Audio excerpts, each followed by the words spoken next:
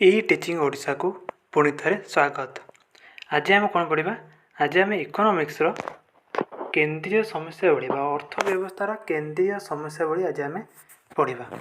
आम पूर्व जो चैप्टर पूर्व जो क्लास आम कौन पढ़ी? पूर्व क्लास आम पढ़ी अर्थव्यवस्थार अर्थ कौन, अर्थव्यवस्था क्या कहुए, इकोनॉमी क्या कहुए से विषय में पढ़ी। आ कौन कौन कारण था जहाँपाई अर्थनीति रे अर्थशास्त्र रे समस्या सृष्टि होता है, अर्थनैतिक समस्या कौन पर सृष्टि होता है तार कारण आम पूर्व क्लास पढ़ी। बुझीला? तो आज आम कौन पढ़ा? आज आम पढ़ा central problem of an economy अर्थव्यवस्थार केंद्रीय समस्या भली कौन कौन समस्या रही जो अर्थशास्त्र सृष्टि हो अर्थशास्त्र से समस्या को समाधान करें। बुझेगा? ये जो अर्थशास्त्र अर्थव्यवस्थार केंद्रीय समस्या भली हूँ तुम गोटे इम्पोर्टाट क्वेश्चन। यही आधार ही आम कौन जापर, यही आधार ही आम इकोनॉमिक्स को अर्थशास्त्र को बुझा। तो यही समस्या जो ही कौन होता है ना अर्थव्यवस्था अर्थशास्त्र सृष्टि अर्थशास्त्र व्यवहार होता है। यही समस्या गुड़िक जो आम समाधान खोजी था, यही समाधान को कौन कहुए? अर्थशास्त्र कहुए। ताले ये जो अर्थव्यवस्थार केंद्रीय समस्या यहाँ तुम गोटे इम्पोर्टाट लॉन्ग क्वेश्चन तुम क्वेश्चन आसता है अर्थव्यवस्थार केंद्रीय समस्या भली दर्शाओ। केंद्रीय समस्या भली कौन? आम ये जो समस्या रही ये जो समस्या को नहीं आम आगू पढ़ा यार समाधान किपर क्यों इकोनॉमिक्स कौन करें देखा। यही समस्यार समाधान ही अर्थशास्त्र। बुझीगला? ताले आम अर्थव्यवस्थार केंद्रीय समस्या भली पढ़ले आम जापर कि कौन कौन समस्या रही अर्थव्यवस्था कौन कौन समस्या रही किपर आम समाधान कर समाधान कर उपाय आमको खोजा हम। ये समाधान कर उपाय खोजा को कौन कहुए? अर्थशास्त्र बोली कहुए। ताले अर्थव्यवस्थार केंद्रीय समस्या गोटे इम्पोर्टाट चैप्टर इम्पोर्टाट विषय तुम गोटे सब्जेक्टर से तुम लॉन्ग क्वेश्चन प्रायतः आसी था। प्रायतः आनुअल एग्जाम ये विषयटी लॉन्ग क्वेश्चन आसी था। ताले आम आज पढ़ा अर्थव्यवस्थार केंद्रीय समस्या भली। तो पढ़ा पूर्व मुझे रखी जो मैंने अर्थशास्त्र सॉरी जो मैंने +2 सेकेंड ईयर इकोनॉमिक्स से पढ़ुंट इकोनॉमिक्स ओडिया मीडियम रे नहीं पढ़ुंट ओडिया रे नहीं पढ़ुंट से कौन करें? ई टीचिंग ओडिशा को सब्सक्राइब करेंगे। आ जो मैंने जानी ना ये वीडियो चैप्टर पठा जाऊँगा तुम प्रथम रू लास्ट सबू क्लास तुम ई टीचिंग ओडिशा चैनल रे दिज्व सबू क्लास हम सबू चैप्टर क्लास हम फुल सिलेबस क्लीयर करा तुमको एग्जाम पाई कौन कौन नोट दरकार नोट दिज्व सिलेक्शन दिज्व सबकि रही से जो मानकर इकोनॉमिक्स ओडिया मीडियम रे अच्छी से माने यही जो विषयटी पढ़ा जाऊँगी यार गोटे प्लेलिस्ट रही चैनल रे इकोनॉमिक्स ओडिया करी सेटा तुम देखिपर सेटा तुम पढ़ले तुमने इकोनॉमिक्स रे भल मार्क रखिपर। एटारे फुल कॉन्सेप्ट क्लीयर करा इकोनॉमिक्स रे फुल कॉन्सेप्ट क्लीयर करा तुम कौन कौन इम्पोर्टाट क्वेश्चन रही नोट रही तुम long question note short question note सबकि दिज्व। ताल तुमने चैनल को सब्सक्राइब करनी आउ जो मैंने जानी ना एठारे इकोनॉमिक्स पढ़ा जाऊँगी से भिडियो शेयर कर जनाओ को जहाँद्वारा से पढ़ी पारे आ उपकृत हो पारे। बुझीगला? ताले आम आज आम पढ़ा कौन ना अर्थव्यवस्थार केंद्रीय समस्या भली कौन कौन समस्या रही। ताले मनुष्यर असंख्य अभाव तुलन संबलर दुष्प्राप्यता जनित अर्थनैतिक समस्या मनोनयन करने अर्थव्यवस्था को बाध्य करें। ताले मनुष्यर अभाव कौन आम पढ़ी पढ़ी आसछंती मनुष्यर अभाव हो असंख्य बा असीम। मनुष्यर अभाव असीम जोरा आम पूर्व क्लास पढ़ते मनुष्यर अभाव हो असीम। से असीम अभाव को पूरण करने उपलब्ध संबल कौन दुष्प्राप्यता बा स्वल्प परिमाण रे उपलब्ध रही। ताले मनुष्यर अभाव असीम मनुष्यर अभाव बहुत किंतु से अभाव को पूरण करने संबल कौन बहुत स्वल्प परिमाण रे रही। ताले अर्थनीति कौन करने को पड़ो ना अर्थनैतिक समस्या को मनोनयन करने अर्थव्यवस्था को बाध्य करें। ତାହେଲେ ଏଇ ଯେଉଁ ସମସ୍ୟା ଗୁଡ଼ିକୁ ମନୋନୟନ କରିବାକୁ ପଡ଼ିଥାଏ କାହାକୁ ନା ଅର୍ଥ ବ୍ୟବସ୍ଥାକୁ। ମୁଁ କହିଥିଲି ଅର୍ଥ ବ୍ୟବସ୍ଥା କାହାକୁ କୁହାଯାଏ?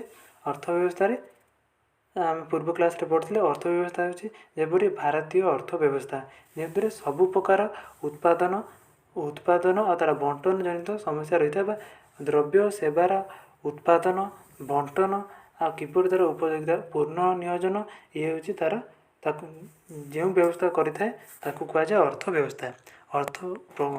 ସଠିକ୍ ଭାବେ କହିବାକୁ ଗଲେ ଅର୍ଥ ବ୍ୟବସ୍ଥା ହେଉଛି ଏକ ବ୍ୟବସ୍ଥା ଯେଉଁଥିରେ ଅର୍ଥନୈତିକ କାର୍ଯ୍ୟକଳାପ ହୋଇଥାଏ, ଯେପରି ଦ୍ରବ୍ୟ ସେବାର ଉତ୍ପାଦନ ହୋଇଥାଏ, ତାକୁ କିପରି ଦର ନିର୍ଦ୍ଧାରଣ କରାଯିବ, ତାକୁ କିପରି ବଣ୍ଟନ କରାଯିବ, ଏହା ହେଉଛି ଅର୍ଥ ବ୍ୟବସ୍ଥା। ଯେପରି ଆମେ ଉଦାହରଣ ନେଇଥିଲେ ଭାରତୀୟ ଅର୍ଥ ବ୍ୟବସ୍ଥା, ଆମେରିକୀୟ ଅର୍ଥ ବ୍ୟବସ୍ଥା, ଏଇଭଳି ଆମେ ଉଦାହରଣ ନେଇଥିଲେ। ତାହେଲେ ଅର୍ଥ ବ୍ୟବସ୍ଥା କ'ଣ କରିଥାଏ? ଯେହେତୁ ମଣିଷର ଅଭାବ ଅସୀମ ଆଉ ସମ୍ବଳ ଉପଲବ୍ଧ ସ୍ୱଳ୍ପ ପରିମାଣରେ ଉପଲବ୍ଧ, କମ୍ ପରିମାଣରେ ଉପଲବ୍ଧ, ସେଥିପାଇଁ ଅର୍ଥ ବ୍ୟବସ୍ଥାକୁ ମନୋନୟନ କରିବାକୁ ପଡ଼େ କି କେଉଁ ସମସ୍ୟାକୁ ଆମେ ପ୍ରଥମେ କ'ଣ କରିବା? ସମାଧାନ କରିବା, ଆଉ କେଉଁ ଅଭାବକୁ ଆମେ ପ୍ରଥମେ ପୂରଣ କରିବା, କେଉଁ ଅଭାବକୁ ପରେ ପୂରଣ କରିବା। ଏଟାକୁ ଅର୍ଥ ବ୍ୟବସ୍ଥା କ'ଣ କରିଥାଏ? ଚୟନ କରିଥାଏ, ମନୋନୟନ କରିଥାଏ। ତାହେଲେ ଅର୍ଥ ବ୍ୟବସ୍ଥାର ଯେଉଁ ସମସ୍ୟା ରହିଛି ସେଥିମଧ୍ୟରୁ ମୁଖ୍ୟ ସମସ୍ୟାକୁ ସେ ପ୍ରଥମେ କ'ଣ କରିଥାଏ? ପୂରଣ କରିଥାଏ। ତାପରେ ମୁଖ୍ୟ ଅଭାବକୁ ପ୍ରଥମେ ପୂରଣ କରିଥାଏ, ପରେ ଯାଇକି ଯେଉଁଟା ପ୍ରଥମେ ମୁଖ୍ୟ ସମସ୍ୟାକୁ ପୂରଣ କରିଥାଏ, ତାପରେ ଅନ୍ୟ ସମସ୍ୟା ଗୁଡ଼ିକୁ ପୂରଣ କରିବାକୁ ଚେଷ୍ଟା କରେ, ଯେହେତୁ ସମ୍ବଳ ଆମର ସୀମିତ ପରିମାଣରେ ଉପଲବ୍ଧ ରହିଛି। ତାହେଲେ ଆମେ ସେଇ ନିମ୍ନ 3 ମନୋନୟନ ସମସ୍ୟାକୁ ଅର୍ଥ ବ୍ୟବସ୍ଥାର ମୌଳିକ ସମସ୍ୟା କୁହାଯାଏ। ତାହେଲେ ଅର୍ଥ ବ୍ୟବସ୍ଥାର ମୌଳିକ ସମସ୍ୟାକୁ କ'ଣ କରିଥାଏ ନା ଅର୍ଥ ବ୍ୟବସ୍ଥା ଏ ମୌଳିକ ସମସ୍ୟାକୁ ପ୍ରଥମେ ପୂରଣ କରିଥାଏ। ଏଇ ସମସ୍ୟା ବା ଏଇ ଅଭାବ ପୂରଣ ହେଲେ ଯାଇ ମନୁଷ୍ୟ କ'ଣ କରିପାରିବ? ଜୀବନ ଧାରଣ କରିପାରିବ। ତାହେଲେ ସେଇ ସମସ୍ୟା ଗୁଡ଼ିକ କ'ଣ? ଅର୍ଥ ବ୍ୟବସ୍ଥାର କେନ୍ଦ୍ରୀୟ ସମସ୍ୟା ବା ମୌଳିକ ସମସ୍ୟା ଗୁଡ଼ିକ କ'ଣ? ନା ପ୍ରଥମେ କ'ଣ ଅଛି ନା କ'ଣ ଓ କେତେ ଉତ୍ପାଦନ କରାଯିବ? What and how must two produce. ତାହେଲେ ପ୍ରଥମ ସମସ୍ୟା ହେଉଛି ବା ମୌଳିକ ସମସ୍ୟା ହେଉଛି କ'ଣ ଓ କେତେ ଉତ୍ପାଦନ କରାଯିବ। ପ୍ରଥମ ହେଲା କ'ଣ ଉତ୍ପାଦନ କରାଯିବ। ତାହେଲେ ଯଦି ଦେଶରେ ଖାଦ୍ୟର ଅଭାବ ରହିଛି ତାହେଲେ ସେତେବେଳେ କ'ଣ କରାଯିବ ନା ଖାଦ୍ୟ ଉତ୍ପାଦନ କରିବା ପାଇଁ ବା ଖାଦ୍ୟ ଶସ୍ୟ ଉତ୍ପାଦନ କରିବା ପାଇଁ ସମ୍ବଳକୁ ନିୟୋଜନ କରାଯିବ। ଆଉ ଯଦି ଦେଶରେ ଯୁଦ୍ଧ ପରିସ୍ଥିତି ସୃଷ୍ଟି ହେଇଛି, ଅନ୍ୟ ଦେଶ ସହିତ ଆମର ଯୁଦ୍ଧ ପରିସ୍ଥିତି ସୃଷ୍ଟି ହେଇଛି, ତାହେଲେ ଦେଶର ସମ୍ବଳକୁ କେଉଁ ଜାଗାରେ ନିୟୋଜନ କରାଯିବ? ଯୁଦ୍ଧ ଅସ୍ତ୍ର ନିର୍ମାଣରେ ନିୟୋଜନ କରାଯିବ। ତାହେଲେ କ'ଣ ଉତ୍ପାଦନ କରାଯିବ ଦେଶକୁ କ'ଣ କରିବାକୁ ପଡ଼ିବ ବା ଅର୍ଥ ବ୍ୟବସ୍ଥାକୁ କ'ଣ କରିବାକୁ ପଡ଼ିବ? ଚୟନ କରିବାକୁ ପଡ଼ିବ। କ'ଣ ଉତ୍ପାଦନ କରିବାକୁ ପଡ଼ିବ? ଯଦି ତା'ର ଅଧିକ ଅସ୍ତ୍ରଶସ୍ତ୍ରର ଆବଶ୍ୟକ ପଡ଼େ, ଯୁଦ୍ଧାସ୍ତ୍ରର ଆବଶ୍ୟକ ପଡ଼େ, ତାହେଲେ ସେ ସମସ୍ତ ସମ୍ବଳକୁ ବା ଅଧିକାଂଶ ସମ୍ବଳକୁ ଯୁଦ୍ଧାସ୍ତ୍ର ତିଆରିରେ ଲଗାଇଦେବ। ଆଉ ଯଦି ଦେଶକୁ ଖାଦ୍ୟର ଅଭାବ ଦେଖାଯାଏ ବା ଦେଶରେ ଅର୍ଥ ବ୍ୟବସ୍ଥାରେ ଖାଦ୍ୟର ଅଭାବ ଦେଖାଯାଏ, ତାହେଲେ ସେ କ'ଣ କରିବ ନା ଖାଦ୍ୟ ଶସ୍ୟ ଉତ୍ପାଦନରେ ଅଧିକ ସମ୍ବଳ ନିୟୋଜନ କରିବ। ତାହେଲେ ପ୍ରଥମ ପ୍ରଶ୍ନ କ'ଣ ହେଲା? କ'ଣ ଉତ୍ପାଦନ କରିବାକୁ ପଡ଼ିବ? ସମସ୍ୟା ହେଉଛି କ'ଣ ଉତ୍ପାଦନ କରିବା। ଦେଶର ଆବଶ୍ୟକତାକୁ ନେଇ ଅର୍ଥ ବ୍ୟବସ୍ଥା କ'ଣ କରିଥାଏ?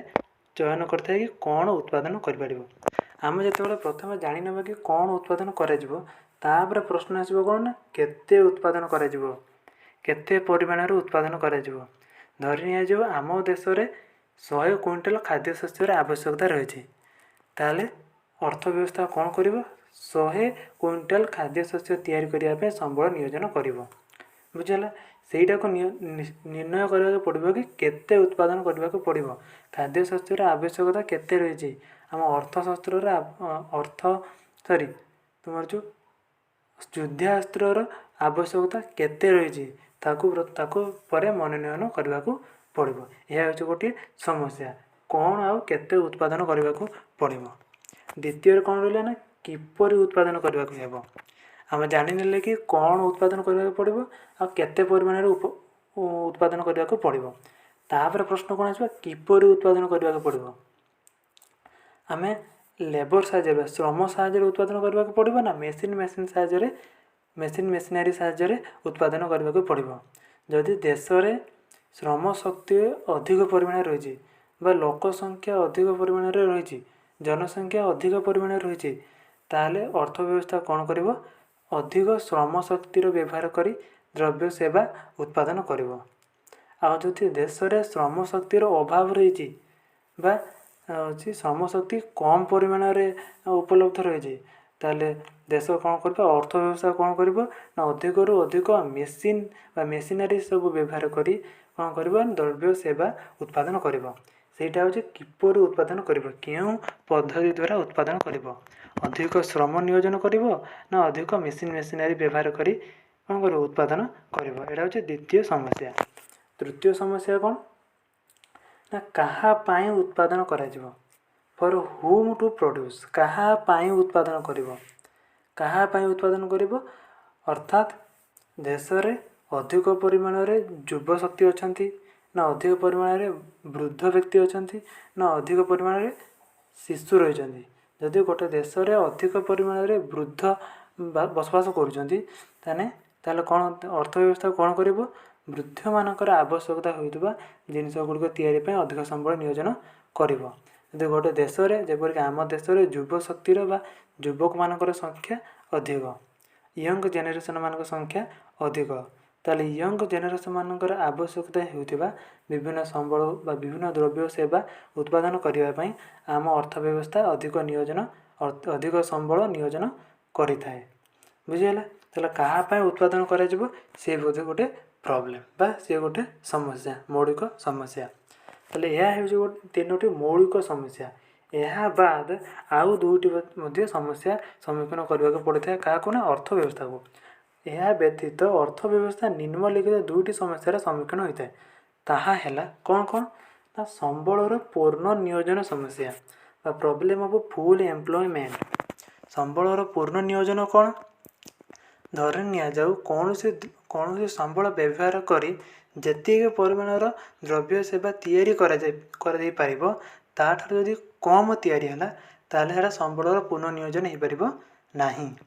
ତାହେଲେ ଯେତିକି ପରିମାଣର ତିଆରି ହେବା କଥା ବା ଗୋଟିଏ ସମ୍ବଳରୁ ଯେତିକି ପରିମାଣର ଦ୍ରବ୍ୟ ସେବା ଉତ୍ପାଦନ କରିବା ଦରକାର ତାକୁ କୁହାଯାଏ ପୂର୍ଣ୍ଣ ନିୟୋଜନ ସମସ୍ୟା। ଆଉ ସାଧାରଣ ଭାଷାରେ କହିଲେ ଏଇଆ। ଆମେ ଯଦି ଏକ୍ଜାମ୍ପଲ୍ ନେଇ ଦେଖିବା ତାହେଲେ ଧରି ନିଆଯାଉ ଲୌହ ପଥରରୁ ଆମେ କ'ଣ ତିଆରି କରନ୍ତି, ଲୁହା ପଥରରୁ ଆମେ କ'ଣ ତିଆରି କରନ୍ତି, ଇସ୍ପାତ ତିଆରି କରନ୍ତି। ଧରି ନିଆଯାଉ 1 ଟନ୍ ଲୁହା ପଥରରୁ ଯଦି କ'ଣ କରନ୍ତି ନା 10 କୁଇଣ୍ଟାଲ ଆମେ ଲୁହା ବାହାର କରି ହେବ। 1 ଟନ୍ ଲୁହା ପଥରରୁ 10 କୁଇଣ୍ଟାଲ ଆମେ ତିଆରି କରିପାରିବା କ'ଣ ଲୁହା ଇସ୍ପାତ ଆଦିରୁ ବାହାର କରିପାରିବା ବା ଲୁହା ଆମେ ବାହାର କରିପାରିବା। କିନ୍ତୁ ଯଦି ଆମେ 10 କୁଇଣ୍ଟାଲରୁ କମ୍ ଉତ୍ପାଦନ କରନ୍ତି, ଆମେ 1 ଟନ୍ ଲୁହା ପଥର ନେଲେ କିନ୍ତୁ 10 କୁଇଣ୍ଟାଲ ଲୁହା ତିଆରି କରିପାରିଲେ ନାହିଁ, ତା'ର କମ୍ 5 କୁଇଣ୍ଟାଲ ବା 4 କୁଇଣ୍ଟାଲ ଆମେ ଲୁହା ତା ବଦଳରୁ ବାହାର କରିପାରିଲେ, ତାହେଲେ ସମ୍ବଳର ପୂର୍ଣ୍ଣ ନିୟୋଜନ ହେଲା ନାହିଁ। ସେଠି ସମ୍ବଳର ୱେଷ୍ଟ ହେଲା ବା ସମ୍ବଳ ଆମର ନଷ୍ଟ ହେଲା। ତାହେଲେ ସମ୍ବଳର ପୂର୍ଣ୍ଣ ନିୟୋଜନ ହେଉଛି ଗୋଟିଏ ସମସ୍ୟା। ଯେପରି ଆମେ ଦୈନନ୍ଦିନ ଜୀବନରେ ଆମେ ଗୋଟେ ଏକ୍ଜାମ୍ପଲ୍ ନେବା, ଆମେ ପୂର୍ବରୁ ଆମେ ଯେଉଁ ଘରରେ ଆଲୋକୀକରଣ ପାଇଁ ଯେଉଁ ଇଲେକ୍ଟ୍ରିକ୍ ବଲ୍ବ ବ୍ୟବହାର କରୁଥିଲେ ଆଲୋକୀକରଣ ପାଇଁ ଆଗରୁ ଆସୁଥିଲା 100 ୱାଟ୍ରେ ଆସୁଥିଲା। ମାନେ ଯଦି ଘଣ୍ଟାଟିଏ ସେ ଲାଇଟ୍ଟି ଜଳେ ତାହେଲେ 100 ୱାଟ୍ ବିଦ୍ୟୁତ୍ ଖର୍ଚ୍ଚ ହେବ। କିନ୍ତୁ ଏବେ ଦେଖ, ଏବେ ଆମେ ଡେଭଲପ୍ କରିଯାଇଛନ୍ତି, ଏବେ ଆମର LED ବଲ୍ବ ଆସିଯାଇଛି। LED ବଲ୍ବର ଘଣ୍ଟେ ଜଳିବା ଦ୍ୱାରା 5 ୱାଟ୍ କି 7 ୱାଟ୍ କି 9 ୱାଟ୍ ଆମର ବିଦ୍ୟୁତ୍ ଖର୍ଚ୍ଚ ହେଉଛି। ତାହେଲେ ବିଦ୍ୟୁତ୍ ଯେଉଁ ସମ୍ବଳ ଅଛି ତାହାର ଆମେ ପୂର୍ଣ୍ଣ ନିୟୋଜନ କରୁଛନ୍ତି। ଆଗରୁ ଘଣ୍ଟାରେ 100 ୱାଟ୍ ବିଦ୍ୟୁତ୍ ନଷ୍ଟ ହେଉଥିବା ବେଳେ ଏବେ କ'ଣ ହେଉଛି ଘଣ୍ଟାରେ 5 ୱାଟ୍ 7 ୱାଟ୍ କିମ୍ବା 9 ୱାଟ୍ ତା'ର ପ୍ରକାର ନେଇ ଖର୍ଚ୍ଚ ହେଉଛି। ତାହେଲେ ଆମେ ବହୁତ କମେଇ ଦେଇଛନ୍ତି କ'ଣ ବିଦ୍ୟୁତ୍ ବ୍ୟବହାର ବା ଆମେ ବିଦ୍ୟୁତ୍ର ପୂର୍ଣ୍ଣ ନିୟୋଜନ କରୁଛନ୍ତି। କିନ୍ତୁ ଆଗରୁ ସେଇ ଯେଉଁ 100 ୱାଟ୍ର ବଲ୍ବ ଜଳି ଯେତିକି ପରିମାଣର ଆଲୋକ ପାଉଥିଲେ ଏବେ ଆମେ 5 ୱାଟ୍ 7 ୱାଟ୍ର ବଲ୍ବ ଜଳାଇ ଆମେ ଅଧିକ ଆଲୋକ ପାଉଛନ୍ତି କି ନାହିଁ? ତାହେଲେ ଆମେ ଅଧିକ ଉପଯୋଗିତା ପାଉଛନ୍ତି କିନ୍ତୁ କମ୍ ସମ୍ବଳର ବ୍ୟବହାର କରୁଛନ୍ତି। ତାହେଲେ ସମ୍ବଳର କ'ଣ ହେଉଛି ପୂର୍ଣ୍ଣ ନିୟୋଜନ ହେଉଛି। ତାହେଲେ ଏଇ ପୂର୍ଣ୍ଣ ନିୟୋଜନ ହେଉଛି ଗୋଟେ ମଧ୍ୟ ସମ୍ବଳ। ତାହେଲେ ଦେଶ ବା ଅର୍ଥ ବ୍ୟବସ୍ଥା କ'ଣ କରିଥାଏ ନା ସବୁବେଳେ ପାଇଁ ସମ୍ବଳର ପୂର୍ଣ୍ଣ ନିୟୋଜନକୁ କ'ଣ କରିଥାଏ ଆଦରିଥାଏ ବା ପୂर्ण ନିୟୋଜନକୁ ଲକ୍ଷ୍ୟ ରଖିଥାଏ। ପୂर्ण ନିୟୋଜନ ହେଲେ ହିଁ अर्थ व्यवस्थार उन्नति ବା अभिवृद्धि घटिब। ताहले आमे पूर्ण नियोजन हेतु गोटे समस्या जहाँपाई अर्थ व्यवस्था त्वरान्वित होता है अर्थ व्यवस्था सबुबले त्वरान्वित हो रही है। तो पंचम कौन रहा ना संबलर अभिवृद्धि समस्या। धरनिया जो गोटे देशर संबल जी परिमाण रही तार अभिवृद्धि समस्या वर्ष को वर्ष किपर अभिवृद्धि हेब ताकि गोटे समस्या ताको कहे प्रॉब्लम ऑफ ग्रोथ। जदि गोटे अर्थ व्यवस्था जदि गोटे इकोनॉमी ग्रोथ न करिवो ताले से अर्थ व्यवस्था आगो कौन हम बहुत समस्यार सम्मुखीन होता है। जेहेतु गोटे अर्थ व्यवस्था गोटे देश में जनसंख्या वृद्धि होता है लोक मानकर आवश्यकता बा वांट्स बा अभाव कौन बढ़ी थाए। एबे लोक मानकर खाद्य वस्त्र अभाव थिले आगु को अलग अभाव आसीबो। जदि अर्थनैतिक अभिवृद्धि न घटे संबलर अभिवृद्धि न घटे ताले ही मानवर अभाव को आम पूरण कर परिबा नाही। गोटे अर्थ व्यवस्था बसवास करुवा समस्त व्यक्ति मानकर अभाव को आम पूरण कर परिबा नाही।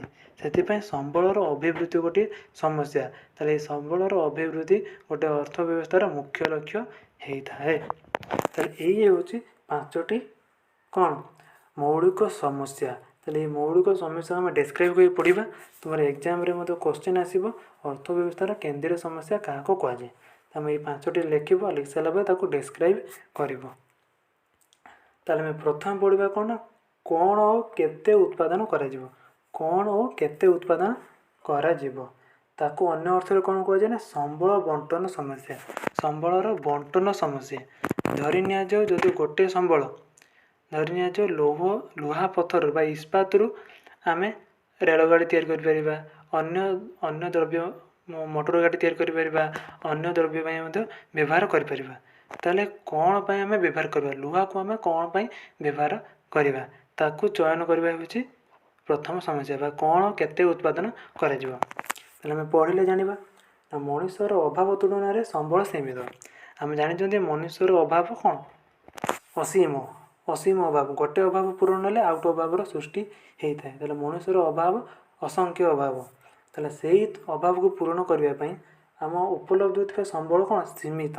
ताले आमर जो देशर भूमि संपद बा लैंड रिसोर्स केते लिमिटेड लैंड तो आम देशर के बढ़नी जी रही से सही संबल को व्यवहार कर मनुष्यर जो असीम अभाव को पूरण करने को हेब। ताले से असीम अभाव को असीम जो अभाव को पूरण करने संबल सीमित तो से सीमित संबल को कौन उत्पादन करने व्यवहार करा पड़ो।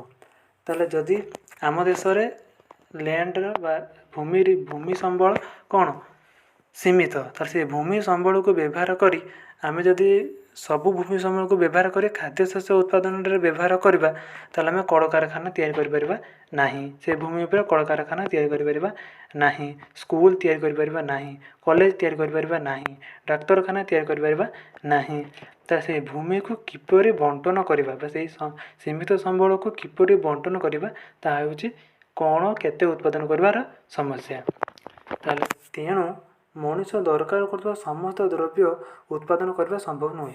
ताले मनुष्य दरकार कर समस्त द्रव्य उत्पादन आम कर ना जेहेतु मनुष्यर अभाव असीम विभिन्न प्रकार अभाव मनुष्य आसी है सबू अभाव को आम पूर्ण कर ना जेहेतु आमर संबल आम पाखे जो उपलब्ध अच्छी से संबल बहु कम परिमाण आम पाखे रही सीमित परिमाण आम पाखे रही आम सबू समस्या को सबू अभाव को आम पूरण कर ना। से मनुष्य दरकार करुवा विभिन्न द्रव्य गुड़िक मध्य क्यों द्रव्य उत्पादन करा अर्थव्यवस्था को निर्वाचित करने को पड़ता है।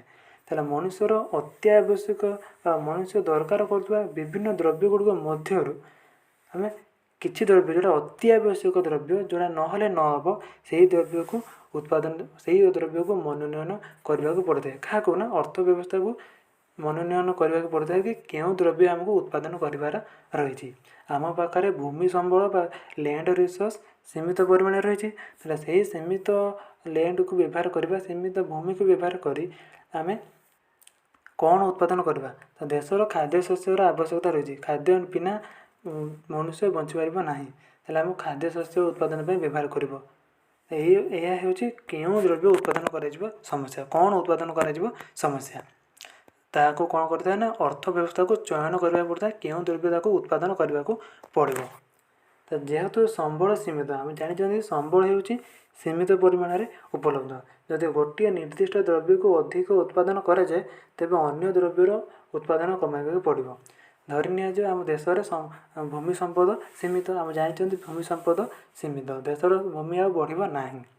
ସବୁ ଆମେ ଭୂମିର ଯଦି 60% ଆମେ ଖାଦ୍ୟଶସ୍ୟ ଉତ୍ପାଦନ କରିବାରେ ବ୍ୟବହାର କରନ୍ତି, ତାହେଲେ ଅନ୍ୟ ଦ୍ରବ୍ୟ ଉତ୍ପାଦନ କରିବା ପାଇଁ ବା କଳକାରଖାନା ସ୍ଥାପନ କରିବା ପାଇଁ, ଡାକ୍ତରଖାନା ତିଆରି କରିବା ପାଇଁ, ଆଉ ହେଲା ସ୍କୁଲ ତିଆରି କରିବା ପାଇଁ ଆମକୁ ଆଉ ଭୂମି କେତେ ବଳକା ରହିବ? ଆଉ 40% ଭୂମି ବଳକା ରହିବ। ଯଦି ଖାଦ୍ୟଶସ୍ୟ ଉତ୍ପାଦନ କରିବା ପାଇଁ ଅଧିକ ଭୂମି ଆମେ ନିୟୋଜନ କରନ୍ତି, 60ରୁ 70% ଭୂମି ଆମେ ବ୍ୟବହାର କରନ୍ତି, ତାହେଲେ ଏଇ ଯେଉଁ ଡାକ୍ତରଖାନା, ସ୍କୁଲ, କଲେଜ ତିଆରି କରିବା ପାଇଁ ଆଉ 30% ଭୂମି ରହିବ, କମି କମି ଯିବ। ଗୋଟିଏ ଦ୍ରବ୍ୟକୁ ଉତ୍ପାଦନ ବଢ଼ାଇଲେ, ଗୋଟିଏ ଦ୍ରବ୍ୟର ଉତ୍ପାଦନକୁ ବଢ଼ାଇବା ପାଇଁ ଅଧିକ ସମ୍ବଳ ନିୟୋଜନ କଲେ ଅନ୍ୟ ଦ୍ରବ୍ୟ ଉତ୍ପାଦନ ପାଇଁ ସମ୍ବଳ କମି କମି ଯିବ। ତାହେଲେ ଉଦାହରଣ ସ୍ୱରୂପ ଯଦି କୌଣସି ଅର୍ଥ ବ୍ୟବସ୍ଥା ମଟର ଗାଡ଼ି ଉତ୍ପାଦନ କରିବା ପାଇଁ ଅଧିକ ଇସ୍ପାତ ବ୍ୟବହାର କରେ, ତାହେଲେ ଆମେ ଇସ୍ପାତ ହେଉଛି ଲୁହାକୁ ଯଦି ଆମେ ଅଧିକ ମଟର ଗାଡ଼ି ଉତ୍ପାଦନ କରିବା ପାଇଁ ବ୍ୟବହାର କରିବା, ତେବେ ସେତୁ ନିର୍ମାଣ ପାଇଁ ଇତ୍ୟାଦି ପାଇଁ କମ୍ ଇସ୍ପାତ ମିଳିବ। ତାହେଲେ ଆମେ ଜାଣିଛନ୍ତି ଇସ୍ପାତ ମଧ୍ୟ ଲିମିଟେଡ଼ ପରିମାଣରେ ଆମକୁ ଉପଲବ୍ଧ, ସୀମିତ ପରିମାଣରେ ଆମକୁ ଉପଲବ୍ଧ। ଯଦି ଆମେ ଅଧିକରୁ ଅଧିକ ଲୁହା ବା ଇସ୍ପାତକୁ ଆମେ ମଟର ଗାଡ଼ିକୁ ଉତ୍ପାଦନ କରିବା ପାଇଁ ବ୍ୟବହାର କରନ୍ତି, ତାହେଲେ ଅନ୍ୟ ଯେଉଁ ଆମର ଆବଶ୍ୟକତା ରହିଛି, ଯେପରି ସେତୁର ଆବଶ୍ୟକତା ରହିଛି, ଆମର ରେଳବାଇର ରେଳ ଚାଳନାର ବା ରେଳବାଇର ତିଆରି ପାଇଁ ଆବଶ୍ୟକ ସମ୍ବଳ ବା ଲୁହାକୁ ଆମ ପାଇଁ କମିଯିବ। ତାହେଲେ ଯଦି ଆମେ ଗୋଟେ ଦ୍ରବ୍ୟ ଉତ୍ପାଦନ କରିବା ପାଇଁ ସମ୍ବଳକୁ ଅଧିକ ନିୟୋଜନ କରନ୍ତି, ତାହେଲେ ଅନ୍ୟ ଦ୍ରବ୍ୟ ଉତ୍ପାଦନ ପାଇଁ ଆମର ସମ୍ବଳ କମିଯିବ। ବୁଝିଗଲା? ତାହେଲେ ସେଥିପାଇଁ ଆମକୁ ଚୟନ କରିବାକୁ ପଡ଼ିବ ବା ବଣ୍ଟନ କରିବାକୁ ପଡ଼ିବ, ସେହି ସମ୍ବଳକୁ ବଣ୍ଟନ କରିବାକୁ ପଡ଼ିବ କେଉଁ ସମ୍ବଳକୁ ଉତ୍ପାଦନ କରିବାକୁ ପଡ଼ିବ। ବୁଝିଗଲା? ତାହେଲେ ଆଉ କ'ଣ ସମସ୍ୟା ନା କେତେ ଉତ୍ପାଦନ କରିବାକୁ ପଡ଼ିବ। ତାହେଲେ ଯଦି ଭଲ ଭାବେ ବଣ୍ଟନ କରିବାକୁ ପଡ଼ିବ, ଆମକୁ ମଟର ଗାଡ଼ି କେତେ ପରିମାଣରେ ଉତ୍ପାଦନ କରିବାକୁ ପଡ଼ିବ, ଆଉ ସେତୁ ଆମେ କେତେ ପରିମାଣରେ ନିର୍ମାଣ କରିବା, ସେହି ହିସାବରେ ଆମେ ବଣ୍ଟନ କରିବା। ଏହି ସମସ୍ୟା ହେଉଛି କ'ଣ କେତେ ଉତ୍ପାଦନ କରାଯିବ। ପ୍ରଥମ ସମସ୍ୟା ବୁଝିଗଲା। ତାହେଲେ କ'ଣ ଉତ୍ପାଦନ କରିବାକୁ ପଡ଼ିବ, ତାହା ଅର୍ଥ ବ୍ୟବସ୍ଥାକୁ ମନୋନୟନ କରିବାକୁ ପଡ଼ିବ। ତାକୁ ଅଧିକ ପରିମାଣର ଖାଦ୍ୟଶସ୍ୟର ଆବଶ୍ୟକତା ଅଛି ନା ଅଧିକ ପରିମାଣର ଯୁଦ୍ଧାସ୍ତ୍ରର ଆବଶ୍ୟକତା ରହିଛି। ଆଉ କ'ଣ ନା କେତେ ପରିମାଣରେ ଉତ୍ପାଦନ କରିବାକୁ ପଡ଼ିବ, କେତେ ପରିମାଣର ଖାଦ୍ୟଶସ୍ୟ ଉତ୍ପାଦନ କରିବାକୁ ପଡ଼ିବ, କେତେ ପରିମାଣର ଯୁଦ୍ଧାସ୍ତ୍ର ତାକୁ ଉତ୍ପାଦନ କରିବାକୁ ପଡ଼ିବ, ଯେହେତୁ ଆମ ପାଖରେ ସମ୍ବଳ ସୀମିତ। ବୁଝିଗଲା? ତାହେଲେ ନେକ୍ସଟରେ ଆମେ ଉତ୍ପାଦନ ସମ୍ଭାବ୍ୟତା ରେଖା, ଏ ଉତ୍ପାଦନ ସମ୍ଭାବ୍ୟତା ରେଖାରୁ ଆମେ ଜାଣିପାରିବା ଏ ସମସ୍ୟା କାହିଁକି ସୃଷ୍ଟି ହୋଇଥାଏ। ଗୋଟିଏ ଦ୍ରବ୍ୟକୁ ଆମେ ଅଧିକ ସମ୍ବଳ ନିୟୋଜନ କଲେ, ଗୋଟିଏ ଦ୍ରବ୍ୟ ଉତ୍ପାଦନ ପାଇଁ ଅଧିକ ସମ୍ବଳ ନିୟୋଜନ କଲେ ଅନ୍ୟ ଦ୍ରବ୍ୟ ଉତ୍ପାଦନ ପାଇଁ କାହିଁକି କମ୍ ସମ୍ବଳ ଉପଲବ୍ଧ ହେଉଛି ବା ମିଳୁଛି, ତାହେଲେ ତାକୁ ଆମେ ଉତ୍ପାଦନ ସମ୍ଭାବ୍ୟତା ରେଖା ମାଧ୍ୟମରେ ଆମେ ଜାଣିପାରିବା। ତାହେଲେ ଅର୍ଥ ବ୍ୟବସ୍ଥାର ଉପରୋକ୍ତ କେନ୍ଦ୍ରୀୟ ସମସ୍ୟାକୁ ଉତ୍ପାଦନ ସମ୍ଭାବ୍ୟତା ରେଖା ବା ଉତ୍ପାଦନ ସମ୍ଭାବ୍ୟତା ସୀମା, ପ୍ରଡକ୍ସନ୍ ପସିବିଲିଟି ଫ୍ରଣ୍ଟିୟର। ଉତ୍ପାଦନ ସମ୍ଭାବ୍ୟତା ରେଖା କ'ଣ ନା ପ୍ରଡକ୍ସନ୍ ପସିବିଲିଟି ଲାଇନ୍।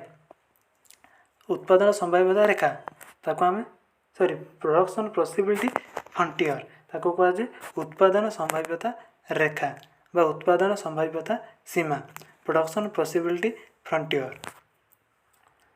କେଉଁ ସମ୍ଭାବ୍ୟତା ରେଖାରେ ବା କେଉଁ ସ୍ଥାନରେ ଆମେ ଉତ୍ପାଦନ କଲେ ଆମେ ସଠିକ୍ ଭାବେ ବଣ୍ଟନ କରିପାରିବା ବା ଯାହା ଆବଶ୍ୟକ ଅଛି ସେହି ଦ୍ରବ୍ୟ ଆମେ ପାଇପାରିବା ଆଉ ସୀମିତ ସମ୍ବଳର ପୂର୍ଣ୍ଣ ନିୟୋଜନ ହୋଇପାରିବ, ତାକୁ କୁହାଯାଏ ଉତ୍ପାଦନ ସମ୍ଭାବ୍ୟତା ରେଖା। ଆମେ ରେଖା ବୁଝିଲେ ଆମେ ଜାଣିପାରିବା। ତାହେଲେ ଉତ୍ପାଦନ ସମ୍ଭାବ୍ୟତା ରେଖା କାହାକୁ କୁହାଯାଏ ନା ଉତ୍ପାଦନ ସମ୍ଭାବ୍ୟତା ରେଖା ଏକ ରେଖା ଯାହା ସାହାଯ୍ୟରେ ଏକ ନିର୍ଦ୍ଦିଷ୍ଟ ପରିମାଣର ସମ୍ବଳ ବିନିଯୋଗ ଦ୍ୱାରା, ଆମେ ଜାଣିଛନ୍ତି ସମ୍ବଳ ସୀମିତ, ତାହେଲେ ନିର୍ଦ୍ଦିଷ୍ଟ ପରିମାଣର ସମ୍ବଳ ବିନିଯୋଗ ଦ୍ୱାରା ସର୍ତ୍ତମୂଳକ ଭାବେ ଦୁଇଟି ଦ୍ରବ୍ୟର ଉତ୍ପାଦନ ହୋଇପାରୁଥିବା ବିଭିନ୍ନ ସମ୍ଭାବ୍ୟ ସଂଯୋଗକୁ ଉପସ୍ଥାପନ କରିଥାଏ। ସେ ଗୋଟେ ସୀମିତ ସମ୍ବଳ ବା ନିର୍ଦ୍ଦିଷ୍ଟ ସମ୍ବଳକୁ ନେଇ ଦୁଇଟି ଦ୍ରବ୍ୟର କେଉଁଟା କେତେ ପରିମାଣରେ ଉତ୍ପାଦନ କଲେ ଅନ୍ୟ ଦ୍ରବ୍ୟ ପାଇଁ ସମ୍ବଳ କେତେ ପରିମାଣରେ ଉପଲବ୍ଧ ହେଉଛି, ତାହାର ବିଭିନ୍ନ ସମ୍ଭାବ୍ୟ ସଂଯୋଗକୁ ଉପସ୍ଥାପନ କରିଥାଏ। ତାହେଲେ ଆମେ ଏକ୍ଜାମ୍ପଲ୍ ଦେଖିଲେ ଆମେ ଜାଣିପାରିବା, ଯେଉଁ ରେଖା ଦେଖିଲେ। ତାହେଲେ ଆମେ ଲେଟ୍ ନେଇ ଧରିବା, ମନେ କରାଯାଉ ଅର୍ଥ ବ୍ୟବସ୍ଥାର ଆବଶ୍ୟକତା ଅନୁସାରେ ଦୁଇଟି ଦ୍ରବ୍ୟ ମୋଟର ଗାଡ଼ି ଓ ଲୁଗା ଉତ୍ପାଦନ ପାଇଁ ସ୍ଥିର କରାଗଲା। ମନେ କରାଯାଉ ଅର୍ଥ ବ୍ୟବସ୍ଥାର ଏହାର ଅର୍ଥ ଧରିନିଆଯାଉ ଆମ ଅର୍ଥ ବ୍ୟବସ୍ଥା ବା ଆମ ଦେଶର କେବଳ ଦୁଇଟି ଆବଶ୍ୟକତା ରହିଛି। କ'ଣ ନା ମୋଟର ଗାଡ଼ି ଆଉ ଲୁଗା। ଏହା ଛଡ଼ା ଆଉ କିଛି ଆବଶ୍ୟକତା ନାହିଁ। ତାହେଲେ ମନେ କରାଯାଉ କେବଳ ଆମର ମୋଟର ଗାଡ଼ିର ଆବଶ୍ୟକତା ଅଛି ଆଉ ଲୁଗାର ଆବଶ୍ୟକତା ରହିଛି। ତେବେ କେବେ କେଉଁଥିରୁ କେତେ ଉତ୍ପାଦନ କରାଯିବ ତାହା ଏହି ଉତ୍ପାଦନ ସମ୍ଭାବିତ ରେଖା ନିର୍ଣ୍ଣୟ କରିହେବ ବା ଏହି ଉତ୍ପାଦନ ସମ୍ଭାବିତ ରେଖା ଦ୍ୱାରା ଆମେ ନିର୍ଣ୍ଣୟ କରିପାରିବା। ଆମେ ଲେଟ୍ରେ ଧରିଲେ କ'ଣ ନା ଦୁଇଟି ଦ୍ରବ୍ୟ ଆମର ଆବଶ୍ୟକତା ରହିଛି। ଦୁଇଟି ଦ୍ରବ୍ୟର ଆମର ଆବଶ୍ୟକତା ରହିଛି। ତାହେଲେ ଆମେ ଭର୍ଟିକାଲ୍ ସାଇଡ଼୍ରେ ବା ୱାଇ ଆକ୍ସିସ୍ରେ ଆମେ କ'ଣ କଲେ ୱାଇ ଆକ୍ସିସ୍ରେ ଆମେ ମୋଟର ଗାଡ଼ିର ଉତ୍ପାଦନ ଦେଖିଲେ ଆଉ ଏକ୍ସ ଆକ୍ସିସ୍ରେ ଆମେ ଲୁଗା ଉତ୍ପାଦନକୁ ଆମେ ଦେଖାଇଲେ। ତାହେଲେ ଏଇ ଯେଉଁ ଏ ଆଉ ବି ରେଖା ହେଉଛି ପ୍ରଡକ୍ସନ୍ ପସିବିଲିଟି ଫ୍ରଣ୍ଟିୟର ବା ଉତ୍ପାଦନ ସମ୍ଭାବ୍ୟତା ରେଖା। ଏ ଯେଉଁ ଏ ଆଉ ବି ରେଖା ଯେଉଁ ଯାଇଛି ଦେଖିପାରୁଥିବ ଏ ଏଠି ଅଛି ବି ଏଠି ଅଛି। ତ ଏ ବି ଯେଉଁ ରେଖା ତାକୁ କୁହାଯାଏ ପ୍ରଡକ୍ସନ୍ ପସିବିଲିଟି ଫ୍ରଣ୍ଟିୟର ବା ଉତ୍ପାଦନ ସମ୍ଭାବ୍ୟତା ରେଖା। ତାହେଲେ ଯଦି ଆମେ ଜାଣିଛନ୍ତି ସମ୍ବଳ କ'ଣ ସୀମିତ ପରିମାଣରେ ଉପଲବ୍ଧ ରହିଛି। ଯଦି ଆମେ ଗୋଟେ ଦ୍ରବ୍ୟ ମୋଟର ଗାଡ଼ିର ଉତ୍ପାଦନକୁ ଆମେ ବି ସ୍ଥାନରେ ଆମେ ଉତ୍ପାଦନ କରିବା ବା ବି ସ୍ଥାନରେ ଆମେ ମୋଟର ଗାଡ଼ି ଉତ୍ପାଦନ କରିବା ବି ପରିମାଣରେ ଯଦି ଆମେ ମୋଟର ଗାଡ଼ି ଉତ୍ପାଦନ କରିବା ତାହେଲେ ଆମେ 0 ପରିମାଣର ଲୁଗା ଉତ୍ପାଦନ କରିପାରିବା। ବା ସବୁ ସମ୍ବଳ ଯଦି ଆମେ ମୋଟର ଗାଡ଼ି ଉତ୍ପାଦନ ପାଇଁ ବ୍ୟବହାର କରିବା ବା ବି ପରିମାଣରେ ମୋଟର ଗାଡ଼ି ଉତ୍ପାଦନ କରିବା ତାହେଲେ ଆମେ ଲୁଗା ଉତ୍ପାଦନ କରିପାରିବା ନାହିଁ। ଆଉ ସେହିପରି ଯଦି ଓ ଏ ପରିମାଣର ଲୁଗା ଯଦି ଉତ୍ପାଦନ କରିବା ବା ସବୁ ସମ୍ବଳକୁ ନେଇ ଆମେ ଲୁଗା ଉତ୍ପାଦନ କରିବା ତାହେଲେ ଆମେ ଆଉ ମୋଟର ଗାଡ଼ି ଉତ୍ପାଦନ କରିପାରିବା ନାହିଁ। ତାହେଲେ ଯଦି ଆମେ ଧରି ନିଆଯାଉ ମୋଟର ଗାଡ଼ିର ଉତ୍ପାଦନକୁ ଆମେ ବିରୁ ସିକୁ କମାଇଲେ ବା ବିରୁ ସିକୁ କମାଇଲେ ତାହେଲେ ଆମେ ସେଇ ଯେଉଁ ବି ସି ପଏଣ୍ଟରେ ଯେଉଁ ଆମେ ସମ୍ବଳକୁ କମାଇଲେ ସେହି ସମ୍ବଳ ଦ୍ୱାରା ଆମେ ଏଫ୍ ପରିମାଣର ଦେଖ ଚିହ୍ନ ପି ସ୍ଥାନରେ ରହିଲା। ଆମେ ଏଫ୍ ପରିମାଣର କ'ଣ କରିପାରିବା ଏଫ୍ ପରିମାଣ ଲୁଗା ଉତ୍ପାଦନ କରିପାରିବା। ଆମେ ପି ପଏଣ୍ଟରେ ଉତ୍ପାଦନ କରିବା। ଆଉ ଯଦି ଆମେ ସିରୁ ଡିକୁ ଆମେ ଯଦି ଉତ୍ପାଦନ କମାଇବା ମୋଟର ଗାଡ଼ିର ତାହେଲେ ଆମେ ସେହି ସ୍ଥାନରେ କ୍ୟୁ ପଏଣ୍ଟରେ ଆମେ ଜି ଆମାଉଣ୍ଟର ଲୁଗା ଉତ୍ପାଦନ କରିପାରିବା। ଏହା ହେଉଛି ପ୍ରଡକ୍ସନ୍ ପସିବିଲିଟି ଫ୍ରଣ୍ଟିୟର ବା ଉତ୍ପାଦନ ସମ୍ଭାବିତ ରେଖା। ତାହେଲେ ଆମକୁ ଏଇଭଳି ରେଖାରେ ବିଭିନ୍ନ ପଏଣ୍ଟ ଆମକୁ ମିଳିବ। ଯେପରି ଏଠାରେ ଆମେ ଦର୍ଶାଯାଇଛି P Q and R point. ଯଦି ପି ପଏଣ୍ଟରେ ଆମେ ଉତ୍ପାଦନ କରନ୍ତି ତାହେଲେ ସି ଆମାଉଣ୍ଟର ମୋଟର ଗାଡ଼ି ଆଉ ଏଫ୍ ଆମାଉଣ୍ଟର ଲୁଗା ଉତ୍ପାଦନ କରିପାରିବା। ଯଦି କ୍ୟୁ ପଏଣ୍ଟରେ ଆମେ ଉତ୍ପାଦନ କରନ୍ତି ତାହେଲେ ଡି ଆମାଉଣ୍ଟର ମୋଟର ଗାଡ଼ି ଆଉ ଜି ଆମାଉଣ୍ଟର ଲୁଗା ଆମେ ଉତ୍ପାଦନ କରିପାରିବା। କାହିଁକି ଆମେ ମୋଟର ଗାଡ଼ିର ଉତ୍ପାଦନ କମାଇଲା ଦ୍ୱାରା ଲୁଗା ଉତ୍ପାଦନ ବଢ଼ୁଛି? ଯେହେତୁ ଆମ ପାଖରେ ସମ୍ବଳ ସୀମିତ। ଧରି ନିଆଯାଉ ଆମ ପାଖରେ 10ଟି ସମ୍ବଳ ରହିଛି। ଯଦି ଆମେ 5ଟି ସମ୍ବଳ ଆମେ ମୋଟର ଗାଡ଼ି ଉତ୍ପାଦନ ପାଇଁ ବ୍ୟବହାର କରନ୍ତି ତାହେଲେ ଆଉ 5ଟି ସମ୍ବଳ ଲୁଗା ଉତ୍ପାଦନ ପାଇଁ ରହିବ। ଯଦି ଆମେ ମୋଟର ଗାଡ଼ିର ଉତ୍ପାଦନରେ 5ରୁ ବଢ଼ାଇ 7 ସମ୍ବଳ ଆମେ ବ୍ୟବହାର କରିବା। ଯେହେତୁ 10ଟି ସମ୍ବଳ ସୀମିତ, ଯଦି ଆମେ 7ଟି ସମ୍ବଳ ବ୍ୟବହାର କରିବା ମୋଟର ଗାଡ଼ି ଉତ୍ପାଦନ କରିବା ପାଇଁ ତାହେଲେ ଲୁଗା ଉତ୍ପାଦନ ପାଇଁ କେତେ ରହିବ? 3 ରହିବ। ତାହେଲେ ଗୋଟେ ବଢ଼େଇ ଗଲେ ଆଉ ଗୋଟେ କ'ଣ କମି ଯିବ। ବୁଝିହେଲା? ତାହା ହେଉଛି ଉତ୍ପାଦନ ସମ୍ଭାବ୍ୟତା ରେଖା। ତାହେଲେ ଏହି ରେଖା ଦ୍ୱାରା ଆମକୁ ବାଛିବାକୁ ହେବ କେତେ ପରିମାଣରେ ଲୁଗା ଉତ୍ପାଦନ କରିବାର ଅଛି, କେତେ ପରିମାଣରେ ମୋଟର ଗାଡ଼ି ଉତ୍ପାଦନ କରିବାର ଅଛି। ଯଦି ଆମର ଡି ପରିମାଣର ମୋଟର ଗାଡ଼ିର ଆବଶ୍ୟକତା ରହିଛି ତାହେଲେ ଆମେ ଡି ପରିମାଣର ସମ୍ବଳ ନିୟୋଜନ କରିବା ଆଉ ସେହି ସ୍ଥାନରେ ଆମର ଜି ପରିମାଣର ଲୁଗା ଉତ୍ପାଦନ କରିପାରିବା। ବୁଝିହେଲା? ତାହେଲେ ଆମେ କ୍ୟୁ ପଏଣ୍ଟରେ ଉତ୍ପାଦନ କରିବା। ବୁଝିହେଲା ଉତ୍ପାଦନ ସମ୍ଭାବ୍ୟତା ରେଖା, ଯାହାକି ତଳେ ମଧ୍ୟ ଡେସ୍କ୍ରାଇବ୍ କରାଯାଇଛି, ସେଟା ଦେଖିଲେ ଜାଣିପାରିବା। ଏଠାରେ ଏ ବି ରେଖା ଅର୍ଥ ବ୍ୟବସ୍ଥାର ଉତ୍ପାଦନ ସମ୍ଭାବ୍ୟତା ରେଖା ଭାବେ ପ୍ରଦର୍ଶିତ ହୋଇଛି। ଯେଉଁଟା ମୁଁ କହିଲି କି ଏ ବି ପଏଣ୍ଟ ହେଉଛି ତୁମର ଏଇ ଯେଉଁ ଏ ବି ପଏଣ୍ଟ ହେଉଛି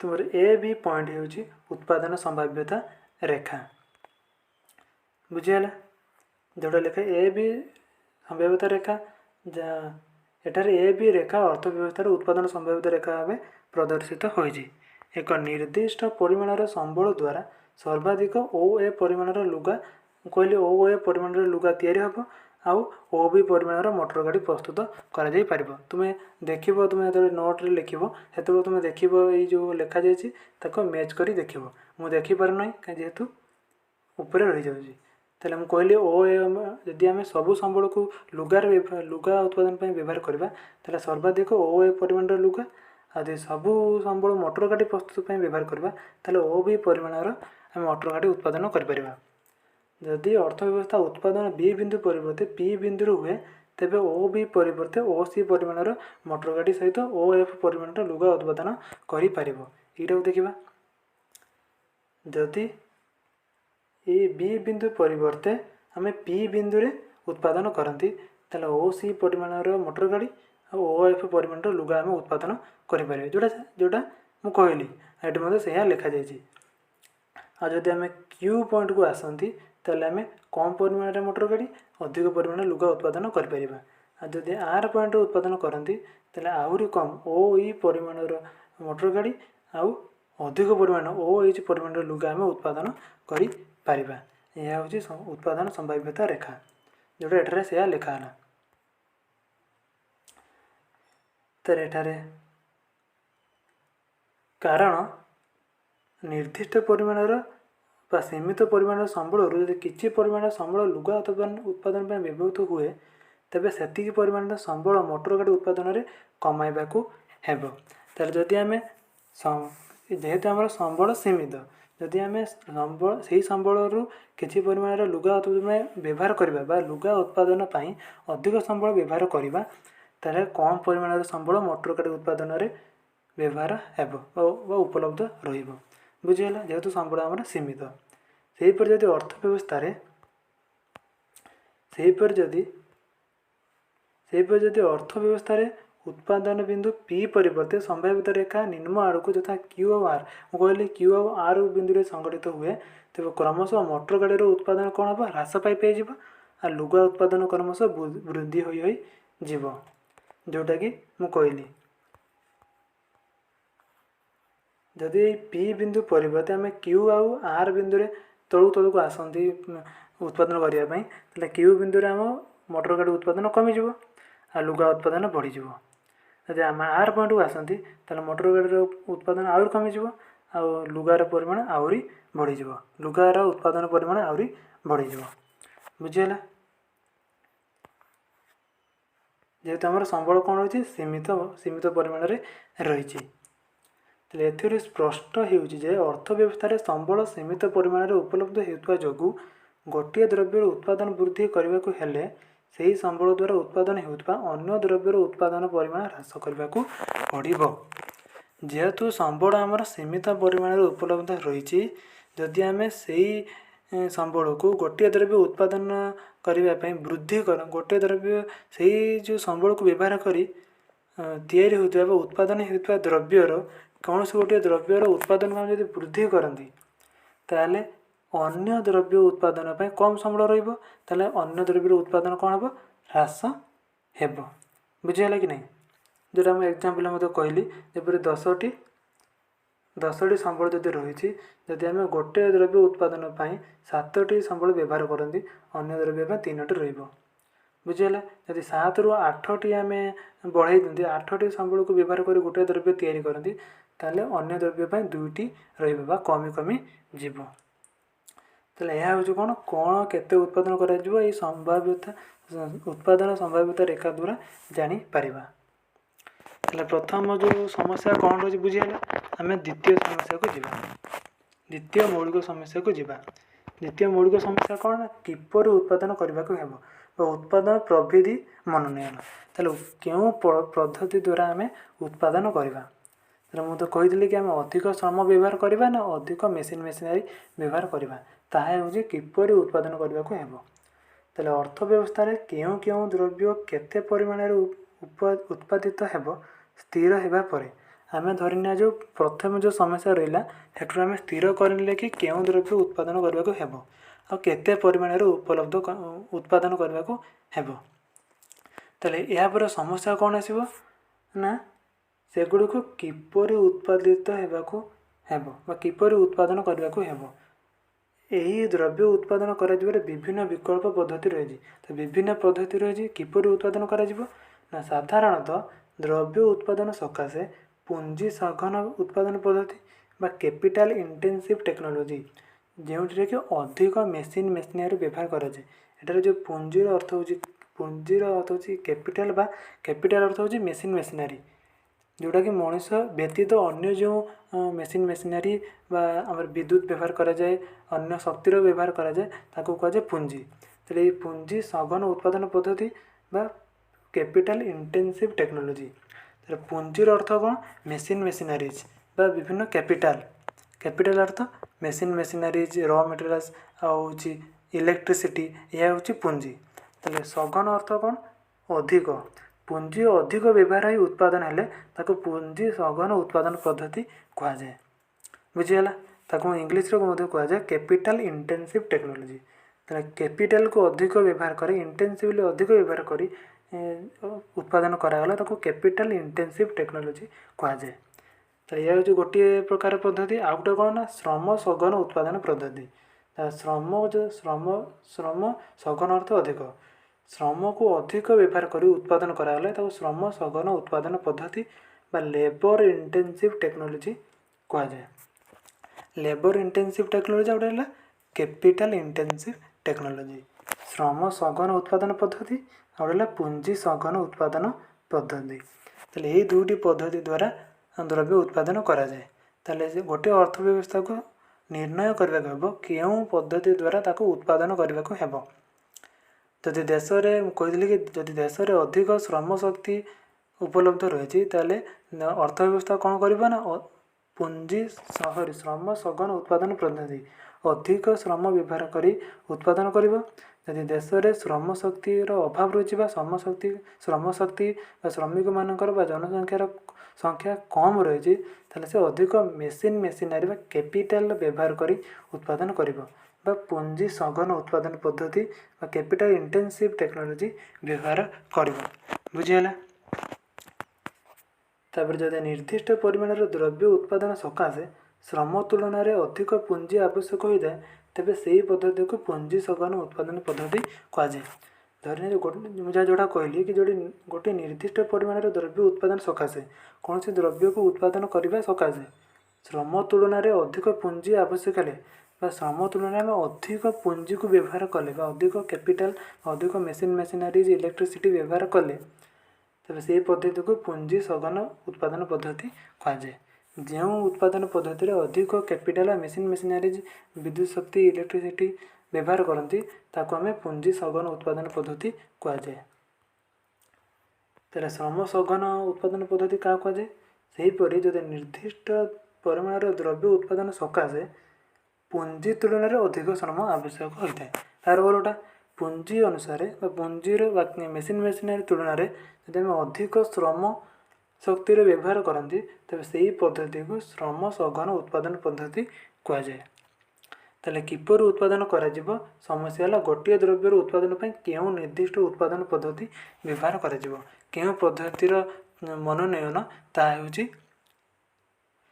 कौन किपर उत्पादन करा समस्या बुझीगला तो दुई प्रकार पद्धति रही पुंजी सघन उत्पादन पद्धति आ गोटे श्रम सघन उत्पादन पद्धति श्रम अधिक व्यवहार ही उत्पादन हेले श्रम सघन उत्पादन पद्धति अधिक पुंजी मेसीन मेसीनरीज अन्य कैपिटल व्यवहार ही उत्पादन कराले ताको कौन कहे पुंजी सघन अधिक पुंजी व्यवहार हेले पुंजी सघन उत्पादन पद्धति बुझीगला द्वितीय समस्या बुझीगला तापर आम तृतीय मौलिक समस्या को जीवा कौन ना कहा पाई उत्पादन करा बा जातीय उत्पादर बंटन देश में विभिन्न द्रव्य सेवार तैयारी किपर तैयारी कौन तैयारी करबा जानले केते तैयारी होबा जानले आ क्यों किपर तैयारी करबा पुंजी सघन बा ଶ୍ରମ ଶୋଧନ ପଦ୍ଧତି ଦ୍ୱାରା ତିଆରି ହେବ ସେ ଜାଣିନେଲେ।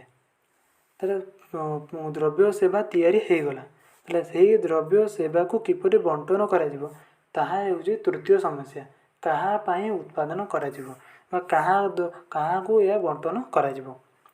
ତାହେଲେ କାହା ପାଇଁ ଉତ୍ପାଦନ କରାଯିବ କହିଲେ ସମାଜରେ ଲୋକଙ୍କ ମଧ୍ୟରେ କିଭଳି ଭାବେ ଜାତୀୟ ଉତ୍ପାଦ ବଣ୍ଟନ କରାଯିବ ତାହାକୁ ବୁଝାଏ। ଜାତୀୟ ଉତ୍ପାଦ ହେଉଛି ନ୍ୟାସନାଲ୍ ପ୍ରଡ଼କ୍ଟ। ନ୍ୟାସନାଲ୍ ପ୍ରଡ଼କ୍ଟ କାହାକୁ କୁହାଯାଏ? ଦେଶରେ ଉତ୍ପାଦିତ ସମସ୍ତ ଦ୍ରବ୍ୟ ସେବାକୁ ଜାତୀୟ ଉତ୍ପାଦ କୁହାଯାଏ। ତାହେଲେ ଜାତୀୟ ଉତ୍ପାଦକୁ ତିଆରି ହୋଇସାରିଲା ପରେ କିପରି ସମାଜରେ ସମସ୍ତ ଲୋକଙ୍କ ମଧ୍ୟରେ ବଣ୍ଟନ କରାଯିବ ତାହା ହେଉଛି କାହା ପାଇଁ ଉତ୍ପାଦନ କରାଯିବ ସମସ୍ୟା। ବୁଝିଗଲା? ଅର୍ଥାତ୍ କାହା ପାଇଁ ଉତ୍ପାଦନ କରାଯିବ ଅର୍ଥ ହେଲା ଦ୍ରବ୍ୟ ସେବାର ମୋଟ ପରିମାଣରୁ କିଏ କେତେ ପରିମାଣରେ ପାଇବା ଉଚିତ, ବୁଝିଲା ତାହା ନିର୍ଣ୍ଣୟ କରିବା। ଧରି ନିଆଯାଉ ଶିଶୁମାନଙ୍କ ପାଇଁ ଆବଶ୍ୟକ ଦ୍ରବ୍ୟ ସେବା ତିଆରି ସରିବା ପରେ ଏହି ଦ୍ରବ୍ୟ ଗୁଡ଼ିକ କେଉଁମାନେ ପାଇବା ଦରକାର? ଦେଶର ସମସ୍ତ ଶିଶୁମାନେ ପାଇବା ଦରକାର। ଯଦି ତାହା ବଦଳରେ ଅନ୍ୟ ଯୁବକ ବା ବୃଦ୍ଧମାନେ ବ୍ୟବହାର କଲେ ତାହାର ସଠିକ୍ ବଣ୍ଟନ ହୋଇପାରିଲା ନାହିଁ। ତେବେ ଏହି ସମସ୍ୟାଟି ହେଲା ଜାତୀୟ ଉତ୍ପାଦର ବଣ୍ଟନ ସମସ୍ୟା। ଏହା ହେଉଛି ଜାତୀୟ ଉତ୍ପାଦର ବା ନ୍ୟାସନାଲ୍ ପ୍ରଡ଼କ୍ଟର ବଣ୍ଟନ ସମସ୍ୟା। ତାହେଲେ ତିଆରି ହୋଇସାରିଲା ପରେ କିପରି ତାକୁ ବଣ୍ଟନ କରାଯିବ ତାହା ହେଉଛି କାହା ପାଇଁ ଉତ୍ପାଦନ କରାଯିବ ସମସ୍ୟା। ତାହେଲେ ଜାତୀୟ ଉତ୍ପାଦର ବଣ୍ଟନ ଜାତୀୟ ଆୟର ବଣ୍ଟନ ଉପରେ ନିର୍ଭର କରେ। ଜାତୀୟ ଉତ୍ପାଦର ବଣ୍ଟନ କାହା ଉପରେ ନିର୍ଭର କରେ? ଜାତୀୟ ଆୟର ବଣ୍ଟନ ଉପରେ ନିର୍ଭର କରେ। ଧରି ନିଆଯାଉ କୌଣସି ବ୍ୟକ୍ତିର ଆୟ ବା ଇନକମ୍ ବହୁତ ଅଧିକ ଆଉ ଆଉ ଜଣେ ବ୍ୟକ୍ତିର ଆୟ ବହୁତ କମ୍। ତାହେଲେ ଦେଶରେ ତିଆରି ହେଉଥିବା ସମସ୍ତ ଦ୍ରବ୍ୟ ସେବା କିଏ ଅଧିକ ପାଇପାରିବ? ଯିଏ ଅଧିକ ଆୟ କରୁଥିବ, ଆଉ ଯିଏ କମ୍ ଆୟ କରୁଥିବ ତାକୁ କମ୍ ମିଳିବ। ତ ସେଥିପାଇଁ ଦେଶରେ ଅର୍ଥ ବ୍ୟବସ୍ଥା ଏଭଳି ଗୋଟେ ବ୍ୟବସ୍ଥା କରିବା ଦରକାର ଯାହାଦ୍ୱାରା ଦେଶର ତିଆରି ହେଉଥିବା ସମସ୍ତ ଦ୍ରବ୍ୟ ସେବା ସମସ୍ତ ବ୍ୟକ୍ତିଙ୍କ ପାଖରେ ସମାନ ଭାବରେ ପହଞ୍ଚିପାରିବ। ସମସ୍ତ ବ୍ୟକ୍ତିମାନଙ୍କ ପାଇଁ ସମାନ ଭାବରେ ଉପଲବ୍ଧ ହେବା ଦରକାର। ଯାହାଦ୍ୱାରା ଧନିକ ଶ୍ରେଣୀ ବି ସେତିକି ବ୍ୟବହାର କରିପାରିବ ଯାହା ତା'ର ଆବଶ୍ୟକ, ବେଶୀ ନଷ୍ଟ କରିବନି। ଆଉ ଯିଏ କମ୍ ଆୟ ବର୍ଗର ବ୍ୟକ୍ତି ଅଛନ୍ତି ସେମାନେ ମଧ୍ୟ ଆବଶ୍ୟକତା ଅନୁସାରେ ଦ୍ରବ୍ୟ ସେବା ଉପଲବ୍ଧ ହୋଇପାରିବ। ବୁଝିଗଲା? ଏକ୍ଜାମ୍ପଲ୍ ଜାଣିପାରିବା ଯଦି ଜାତୀୟ ଆୟ ଅଧିକ ଆୟ କରୁଥିବା ଲୋକମାନଙ୍କ ପାଖକୁ ଯାଏ, ଦେଶର ଅଧିକ ଆୟ ଯାଏ, ତେବେ ଜାତୀୟ ଉତ୍ପାଦର ବେଶୀ ଅଂଶ ଏମାନେ ଅଧିକ ଉପଭୋଗ କରିବେ କାରଣ ଏମାନଙ୍କର ଦ୍ରବ୍ୟ ସେବାର କ୍ରୟ ସାମର୍ଥ୍ୟ ଅଧିକା। ଫଳରେ ଜାତୀୟ ଉତ୍ପାଦ ସମାନ ଭାବରେ ବଣ୍ଟନ ହୋଇପାରିବ ନାହିଁ। ତାହେଲେ ଦେଶରେ ବା ଅର୍ଥ ବ୍ୟବସ୍ଥାରେ ବା ଗଭର୍ଣ୍ଣମେଣ୍ଟ ଏପରି ବ୍ୟବସ୍ଥା କରିବା ଦରକାର ଯାହାଦ୍ୱାରା ଅଧିକ ଆୟ କରୁଥିବା ଲୋକମାନେ ଅଧିକ ଦ୍ରବ୍ୟ ସେବା କ୍ରୟ କରନ୍ତି, ତାଙ୍କ ସାମର୍ଥ୍ୟ ଠାରୁ ବା ତାଙ୍କର ଆବଶ୍ୟକ ଠାରୁ ଅଧିକ ଦ୍ରବ୍ୟ ସେବା କ୍ରୟ କରନ୍ତି। ତାହେଲେ ସେ କ'ଣ କରିବେ? ସବୁ ଦ୍ରବ୍ୟ ସେବାକୁ ବ୍ୟବହାର କରିପାରିବେନି, ନଷ୍ଟ କରିବେ। ତାହା ଦ୍ୱାରା ସେହି ଦ୍ରବ୍ୟ ଗୁଡ଼ିକ ନଷ୍ଟ ହୋଇଯିବ, ଅନାବଶ୍ୟକ ହୋଇଯିବ। ଆଉ ସେହି ଦ୍ରବ୍ୟ ଯେଉଁମାନେ ଆବଶ୍ୟକ କରୁଥିଲେ ବା ଯେଉଁମାନେ ବ୍ୟବହାର କରିବେ, ଯେଉଁମାନଙ୍କର ଆୟ କମ୍ ଅଟେ ସେମାନଙ୍କ ପାଇଁ ଉପଲବ୍ଧ ହୋଇପାରିବ ନାହିଁ।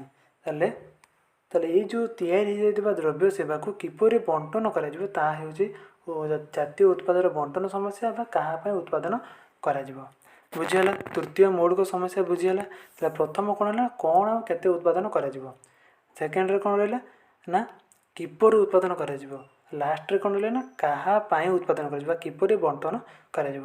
ତାହା ବ୍ୟତୀତ ଆମେ ଅନ୍ୟ ଦୁଇଟି ସମସ୍ୟା ବିଷୟରେ ଆଲୋଚନା କରିଥିଲେ, ତା ବିଷୟରେ ଆମେ ପଢ଼ିବା। ଏଇଟା କ'ଣ? ନା ସମ୍ବଳର ପୂର୍ଣ୍ଣ ନିୟୋଜନ ସମସ୍ୟା। ସମ୍ବଳକୁ କିପରି ପୂର୍ଣ୍ଣ ନିୟୋଜନ ହୋଇପାରିବ। ତ ସମ୍ବଳର ସ୍ୱଳ୍ପତା ସତ୍ତ୍ୱେ ଅନେକ ସମୟରେ ସେଗୁଡ଼ିକର ପୂର୍ଣ୍ଣ ନିୟୋଜନ ନ ହେଉଥିବାରୁ ଅର୍ଥନୈତିକ ଅଭିବୃଦ୍ଧି ସଠିକ୍ ଭାବରେ ହୋଇନଥାଏ। ମୁଁ କହିଲି ଗୋଟିଏ ସମ୍ବଳରୁ ଯେତିକି ପରିମାଣର ଦ୍ରବ୍ୟ ସେବା ଉତ୍ପାଦନ ହୋଇପାରିବ ତାହାଠାରୁ କମ୍ ଦ୍ରବ୍ୟ ଉତ୍ପାଦନ ହେଲେ ତାହାର ପୂର୍ଣ୍ଣ ନିୟୋଜନ ହୋଇନଥାଏ। ଆଉ ତାହାଦ୍ୱାରା ଅର୍ଥନୈତିକ ଅଭିବୃଦ୍ଧି ମଧ୍ୟ ଘଟିବ ନାହିଁ। ଅର୍ଥନୈତିକ ଅଭିବୃଦ୍ଧି ବା ଗୋଟେ ଅର୍ଥନୀତିର ବିକାଶ ବା ଅର୍ଥନୈତିକ ବିକାଶ କହିଲେ ଆମେ କ'ଣ ବୁଝିବା? ସେ ଦେଶର ସମ୍ବଳକୁ ବ୍ୟବହାର କରି ସ୍ୱଳ୍ପ ସୀମିତ ସମ୍ବଳକୁ ବ୍ୟବହାର କରି କେଉଁ ଦେଶ କେତେ ଅଧିକ ପରିମାଣରେ ଦ୍ରବ୍ୟ ସେବା ଉତ୍ପାଦନ କରୁଛି ତାହା ହେଉଛି ଅର୍ଥନୈତିକ ଅଭିବୃଦ୍ଧି। ଅଧିକ ଦ୍ରବ୍ୟ ସେବା ଉତ୍ପାଦନ ହେଲେ ଅଧିକ ଅର୍ଥନୈତିକ ଅଭିବୃଦ୍ଧି, କମ୍ ଦ୍ରବ୍ୟ ସେବା ଉତ୍ପାଦନ ହେଲେ ତାହା କମ୍ ଅର୍ଥନୈତିକ ଅଭିବୃଦ୍ଧି ବୋଲି କୁହାଯାଏ। ତାହେଲେ ସମ୍ବଳର ସ୍ୱଳ୍ପତା ସତ୍ତ୍ୱେ ଆମେ ଜାଣିଛନ୍ତି ସମ୍ବଳ କମ୍ ପରିମାଣରେ ବ୍ୟବହାର ଅଛି, ତଥାପି ଆମେ ତାକୁ ପୂର୍ଣ୍ଣ ନିୟୋଜନ କରୁନାହାନ୍ତି, ସମ୍ପୂର୍ଣ୍ଣ ରୂପେ ବ୍ୟବହାର କରୁନାହାନ୍ତି, ୱେଷ୍ଟ କରୁଛନ୍ତି। ତାହା ହେଉଛି ଗୋଟିଏ ସମସ୍ୟା। ତାହେଲେ ପୂର୍ଣ୍ଣ ନିୟୋଜନ ନ ହୋଇଥିବାରୁ ଅର୍ଥନୈତିକ ଅଭିବୃଦ୍ଧି ସଠିକ୍ ଭାବରେ ହୋଇନଥାଏ। ତାହେଲେ ଜମି ପଡ଼ିଆ ହୋଇ ରହେ। ଯଦି ଗୋଟିଏ ଜମି କେବଳ ସିଜନାଲ ଆମେ ଚାଷ କରିବା, ଗୋଟିଏ ସିଜନରେ ଚାଷ କରିବା, ଅନ୍ୟ ସିଜନରେ ପଡ଼ିଆ ରହିବ, ତାହେଲେ ସେ ଜମିର ପୂର୍ଣ୍ଣ ନିୟୋଜନ ହୋଇପାରିବ ନାହିଁ। ତାହାଦ୍ୱାରା କ'ଣ ହେବ ନା ଶ୍ରମିକମାନେ ବେକାର ହୋଇଯିବେ। ଯେଉଁ ଶ୍ରମିକମାନେ ସେ ଜମିରେ କାର୍ଯ୍ୟ କରନ୍ତି ସେମାନେ ଗୋଟିଏ ସିଜନରେ କାମ ପାଇବେ, ଅନ୍ୟ ସିଜନରେ କାମ ପାଇବେନି, ସେମାନେ ବେକାର ହୋଇଯିବେ। କଳକାରଖାନାର ଉତ୍ପାଦନ କ୍ଷମତା ପୂର୍ଣ୍ଣ ଉପଯୋଗ ହୋଇପାରିବ ନାହିଁ। ଯାହାଦ୍ୱାରା କ'ଣ ହେବ, ଯଦି ଶ୍ରମିକମାନଙ୍କ ବେକାର ରହିବେ ସେମାନଙ୍କ ଇନକମ୍ କମିଯିବ, ସେମାନେ ଆଉ କିଛି କିଣିବେ ନାହିଁ। ନ କିଣୁଥିବା ସେହି ଜିନିଷ ତିଆରି କରୁଥିବା କଳକାରଖାନା କ'ଣ କରିବା, ଆଉ ଉତ୍ପାଦନ କରିପାରିବ ନାହିଁ। ଦେଶ କ'ଣ ହେବ, ବଜାର ଅର୍ଥବ୍ୟବସ୍ଥାରେ ମାନ୍ଦାବସ୍ଥା ଦେଖାହେବ, ଦେଶରେ ମାନ୍ଦାବସ୍ଥା ଦେଖାହେବ। ଜିନିଷପତ୍ରର ଦର ହ୍ରାସ ପାଏ, ଲାଭ ସଙ୍କୁଚିତ ହୁଏ, ନିବେଶ ହ୍ରାସ ପାଏ, ବେକାରୀ ବୃଦ୍ଧି ହୁଏ, ଆଉ ଅର୍ଥନୈତିକ ଅଭିବୃଦ୍ଧି ସ୍ଥିର ହୋଇଯାଏ, ଆଉ ଅର୍ଥନୈତିକ ଅଭିବୃଦ୍ଧି ଘଟେ ନାହିଁ। ଜିନିଷପତ୍ରର ଦର କାହିଁକି ହ୍ରାସ ପାଇବ, ଯେହେତୁ ଶ୍ରମିକମାନଙ୍କ ଇନକମ୍ ନଥିବ, ସେମାନେ କିଣିପାରିବେନି।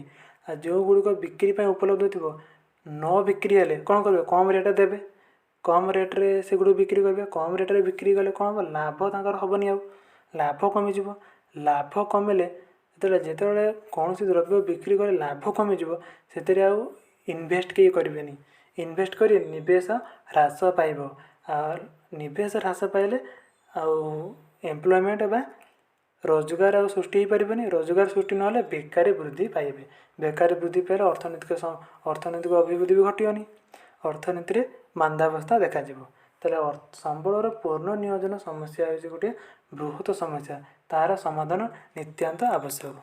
ବୁଝିହେଲା? ତେଣୁ ଶେଷ ସମସ୍ୟା କ'ଣ ଥିଲା ଦେଖିବା, ସମ୍ବଳର ଅଭିବୃଦ୍ଧି ସମସ୍ୟା। କହିଲି ପୂର୍ଣ୍ଣ ନିୟୋଜନ ନହେଲେ ସମ୍ବଳର ଅଭିବୃଦ୍ଧି ହୋଇପାରିବ ନାହିଁ। ତାହେଲେ ସମ୍ବଳର ଅଭିବୃଦ୍ଧି ହେଉଛି ଗୋଟେ ମୁଖ୍ୟ ସମସ୍ୟା, ସେଇଟାକୁ ଆମେ ପଢ଼ିବା। ପ୍ରତ୍ୟେକ ଦେଶର ମୁଖ୍ୟ ଲକ୍ଷ୍ୟ ହେଲା ଅର୍ଥନୈତିକ ସମୃଦ୍ଧି ହାସଲ କରିବା। ପ୍ରତ୍ୟେକ ଦେଶର ଲକ୍ଷ୍ୟ କ'ଣ, ଅର୍ଥନୈତିକ ସମୃଦ୍ଧି ହେବା। ଅଧିକ ଦ୍ରବ୍ୟ ସେବା ଆମେ ଉତ୍ପାଦନ କରିବା, ସୀମିତ ସମ୍ବଳକୁ ବ୍ୟବହାର କରି ଆମେ ଅଧିକ ଦ୍ରବ୍ୟ ସେବା ଉତ୍ପାଦନ କରିବା। ତାହେଲେ ଅର୍ଥନୈତିକ ସମୃଦ୍ଧି ଏକ ପ୍ରକ୍ରିୟା ଯଦ୍ୱାରା କୌଣସି ଅର୍ଥ ବ୍ୟବସ୍ଥା ଏକ ନିର୍ଦ୍ଦିଷ୍ଟ ସମୟ ମଧ୍ୟରେ ଦ୍ରବ୍ୟ ସେବା ଉତ୍ପାଦନ ବୃଦ୍ଧି କରିଥାଏ। ତ ଆମେ ପ୍ରାୟତଃ ସମସ୍ତେ ଧରି ନିଅନ୍ତି କି ଅର୍ଥନୈତିକ ବିକାଶ ବା ଇକୋନୋମିକ୍ ଡେଭଲପମେଣ୍ଟ ଅର୍ଥ ଦେଶର ଇନକମ୍ର ବୃଦ୍ଧି ହେବା, ଦେଶର ଆୟର ବୃଦ୍ଧି ହେବା।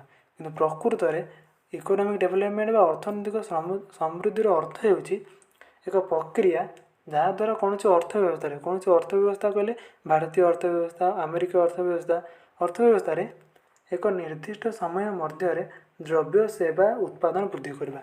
ଯଦି ଗୋଟେ ଦେଶର ଦ୍ରବ୍ୟ ସେବା ଉତ୍ପାଦନ ବୃଦ୍ଧି ହୁଏ, ତାହେଲେ ସେ ଦେଶକୁ କ'ଣ କୁହାଯିବ, ସେ ଦେଶର ଅର୍ଥନୈତିକ ବିକାଶ ହେଉଛି ବୋଲି ବା ଇକୋନୋମିକ୍ ଡେଭଲପମେଣ୍ଟ ହେଉଛି ବୋଲି କୁହାଯିବ। ତାହେଲେ ବୁଝିହେଲା ଅର୍ଥନୈତିକ ବିକାଶ କାହା କୁହାଯାଏ। ଅର୍ଥନୈତିକ ବିକାଶ ହେଉଛି ଦେଶରେ ବା ଗୋଟେ ଅର୍ଥ ବ୍ୟବସ୍ଥାରେ ଦ୍ରବ୍ୟ ସେବାର ଉତ୍ପାଦନ ବୃଦ୍ଧି ହେବା। ଏ ବର୍ଷ 100ଟି ଦ୍ରବ୍ୟ ସେବା ଉତ୍ପାଦନ ହୋଇଛି, ଆର ବର୍ଷ ଯଦି ନେକ୍ସଟ ଇୟର ଯଦି 110ଟି ଦ୍ରବ୍ୟ ସେବା ଉତ୍ପାଦନ ହେଲା, ତାହେଲେ ସେ ଦେଶର ଅଭିବୃଦ୍ଧି 10 ହେଇଛି ବୋଲି କୁହାଯିବ। 100ରୁ 110କୁ ବଢ଼ିଲା, ତାହେଲେ କେତେ ଅଭିବୃଦ୍ଧି ହେଇଛି ନା 10 ଅଭିବୃଦ୍ଧି ହେଇଛି। ତାହେଲେ ଅର୍ଥନୈତିକ ଅଭିବୃଦ୍ଧି ହେଉଛି ଦ୍ରବ୍ୟ ସେବାର ଉତ୍ପାଦନ ବୃଦ୍ଧି। ତାହେଲେ ଅର୍ଥନୈତିକ ସମୃଦ୍ଧି ସମ୍ବଳର ଅଭିବୃଦ୍ଧି ଉପରେ ନିର୍ଭରଶୀଳ। ତାହେଲେ ଅର୍ଥନୈତିକ ସମୃଦ୍ଧି କାହା ଉପରେ ନିର୍ଭର କରେ ନା ସମ୍ବଳର ଅଭିବୃଦ୍ଧି ଉପରେ ନିର୍ଭର କରେ। ସମ୍ବଳର ପ୍ରଭୂତ ଅଭିବୃଦ୍ଧି ସଂଗଠିତ କରିବାରେ ସକ୍ଷମ ଥିବାରୁ ଉନ୍ନତ ଦେଶମାନଙ୍କରେ ଲୋକମାନଙ୍କର ଜୀବନ ଧାରଣର ମାନ ଉନ୍ନତ ହୋଇପାରିଛି। ଯେହେତୁ ଯେଉଁ ଉନ୍ନତ ଦେଶମାନଙ୍କରେ ସମ୍ବଳର ପ୍ରଭୂତ ଅଭିବୃଦ୍ଧି ଘଟିଛି, ସେମାନେ ବହୁତ ଗୁଡ଼ାଏ ଦ୍ରବ୍ୟ ସେବା ଉତ୍ପାଦନ କରୁଛନ୍ତି। ସେଥିପାଇଁ ସେ ଦେଶର ଲୋକମାନଙ୍କର ଜୀବନ ଧାରଣର ମାନ ଉନ୍ନତ ହୋଇପାରିଛି। କାହିଁକି ସେମାନଙ୍କର ଜୀବନ ଧାରଣର ମାନ ଉନ୍ନତ ହୋଇପାରିଛି, ଯେହେତୁ ସେହି ଦେଶର ଲୋକମାନେ ଆମେ ଜାଣିଛନ୍ତି ମନୁଷ୍ୟର ଅଭାବ ଅସୀମ, ତାହେଲେ ସେହି ଦେଶର ଲୋକମାନଙ୍କର ଯାହା ବି ଅଭାବ ଅଛି ତାକୁ ପୂରଣ କରିବା ପାଇଁ ସେ ଦେଶରେ ବିଭିନ୍ନ ଦ୍ରବ୍ୟ ସେବା ଉତ୍ପାଦନ ହୋଇଯାଇଛି। ଯଦି ସେ ଦେଶର ଲୋକମାନଙ୍କର ଆବଶ୍ୟକତା କୌଣସି ଦ୍ରବ୍ୟର ଆବଶ୍ୟକତା ପଡ଼ିଲା ତାହେଲେ ସେ ଦେଶ ସେହି ଦ୍ରବ୍ୟ ସେବା ଉତ୍ପାଦନ କରିପାରୁଛି। ଆଉ ଯେତେ ପରିମାଣରେ ଦରକାର ସେତେ ପରିମାଣରେ ସେ ଉତ୍ପାଦନ କରିପାରୁଛି। ସେଥିପାଇଁ ସେ ଦେଶର ଲୋକମାନଙ୍କର ଜୀବନ ଧାରଣର ମାନ ଉନ୍ନତ ହୋଇପାରିଛି। କିନ୍ତୁ ଆମ ଦେଶରେ ଆମେ ଅର୍ଥନୈତିକ ଅଭିବୃଦ୍ଧିର ରାସ୍ତାରେ ଆମେ ଚାଲୁଛନ୍ତି, ଆମେ ଅର୍ଥନୈତିକ ଅଭିବୃଦ୍ଧି ହାସଲ କରିପାରିନାହାନ୍ତି ବା ସମୃଦ୍ଧ ରାଷ୍ଟ୍ର ହୋଇପାରିନାହାନ୍ତି, ଉନ୍ନତ ରାଷ୍ଟ୍ର ହୋଇପାରିନାହାନ୍ତି, ଉନ୍ନତଗାମୀ ରାଷ୍ଟ୍ର ହୋଇଛନ୍ତି, ଉନ୍ନତ ବିକାଶ ଉନ୍ମୁଖୀ ରାଷ୍ଟ୍ର ହୋଇଛନ୍ତି ଆମ ଦେଶ, କିନ୍ତୁ ସେ ଉନ୍ନତ ହୋଇପାରି ନାହାନ୍ତି। ସେଥିପାଇଁ ଆମ ଦେଖିବା କି ଆମର ଯେଉଁ ସମସ୍ତ ଅଭାବର ପୂରଣ ହୋଇପାରୁନାହିଁ। ଯେତେବେଳେ ଆମ ସମସ୍ତ ଅଭାବର ପୂରଣ ହୋଇପାରିବା, ଅଧିକାଂଶ ଅଭାବର ପୂରଣ ହୋଇପାରିବ, ସେତେବେଳେ ଆମେ ଉନ୍ନତ ହୋଇପାରିବା। ସେ କିପରି ଘଟିବ? ଯେତେବେଳେ ଆମ ଦେଶରେ ଅଧିକ ପରିମାଣରେ ଦ୍ରବ୍ୟ ସେବା ଉତ୍ପାଦନ ହେବ। ବୁଝିହେଲା? ତାହେଲେ ଅର୍ଥନୈତିକ ଅଭିବୃଦ୍ଧି ହେଉଛି ଗୋଟିଏ ସମସ୍ୟା। ତେଣୁ ସମ୍ବଳର ଦ୍ରୁତ ଅର୍ଥନୈତିକ ଅଭିବୃଦ୍ଧି ଲୋକମାନଙ୍କର ଭୌତିକ ଦ୍ରବ୍ୟର ବର୍ଦ୍ଧିଷ୍ଣୁ ଚାହିଦା ମେଣ୍ଟିବାରେ ଏକମାତ୍ର ଉପାୟ। ତାହେଲେ ଦେଶର ସମ୍ବଳର ଅର୍ଥନୈତିକ ଅଭିବୃଦ୍ଧି, ସମ୍ବଳର ଅର୍ଥନୈତିକ ଅଭିବୃଦ୍ଧି ଅର୍ଥ ଧରି ନିଆଯାଉ ଏ ବର୍ଷ 100ଟି ଦ୍ରବ୍ୟ ସେବା ଉତ୍ପାଦନ ହୋଇଛି, ଆର ବର୍ଷ 10ଟି ଅଧିକ ଉତ୍ପାଦନ ହେବା ସହିତ ବି ଏପଟେ 10ଟି ଦ୍ରବ୍ୟ ଯଦି ନଷ୍ଟ ହୋଇଯାଏ ତାହେଲେ ଆର ବର୍ଷ କେତୋଟି ଦ୍ରବ୍ୟ ରହିଲା? 100ଟି ଦ୍ରବ୍ୟ ରହିଲା। ଫର୍ ଏକ୍ଜାମ୍ପଲ୍ ଏ ବର୍ଷ 100ଟି ଦ୍ରବ୍ୟ ସେବା ଉତ୍ପାଦନ ହୋଇଛି ଆମ ଦେଶରେ, ଆଉ ସେଥିରୁ ଆର ବର୍ଷ କ'ଣ ହେଲା ନା 5ଟି ନଷ୍ଟ ହୋଇଗଲା, ତାହେଲେ 95ଟି ରହିଲା। ଆଉ ନୂଆ ଦ୍ରବ୍ୟ କେତୋଟି ଉତ୍ପାଦନ ହେଲା? 5ଟି ଉତ୍ପାଦନ ହେଲା, ତାହେଲେ ଟୋଟାଲ୍ 100ଟି ଉତ୍ପାଦନ ହେଲା। ତା ପୂର୍ବରୁ ବି 100 ଦ୍ରବ୍ୟ ସେବା ଥିଲା, ଏବେ ବି 100 ଦ୍ରବ୍ୟ ସେବା ଉତ୍ପାଦନ ରହିଛି, ଉପଲବ୍ଧ ରହିଛି। ତାହେଲେ ଆମର ଅର୍ଥନୈତିକ ଅଭିବୃଦ୍ଧି ଘଟିଲା ନାହିଁ। ତାହେଲେ ଅର୍ଥନୈତିକ ଅଭିବୃଦ୍ଧି କେତେବେଳେ ଘଟିବ?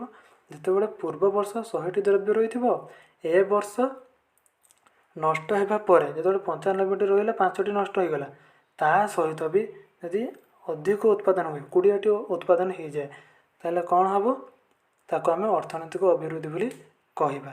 ତାହେଲେ ଆମେ କହିବା 115ଟି ଉତ୍ପାଦନ ହୋଇଛି, ଅଧିକ ଉତ୍ପାଦନ ହୋଇଛି।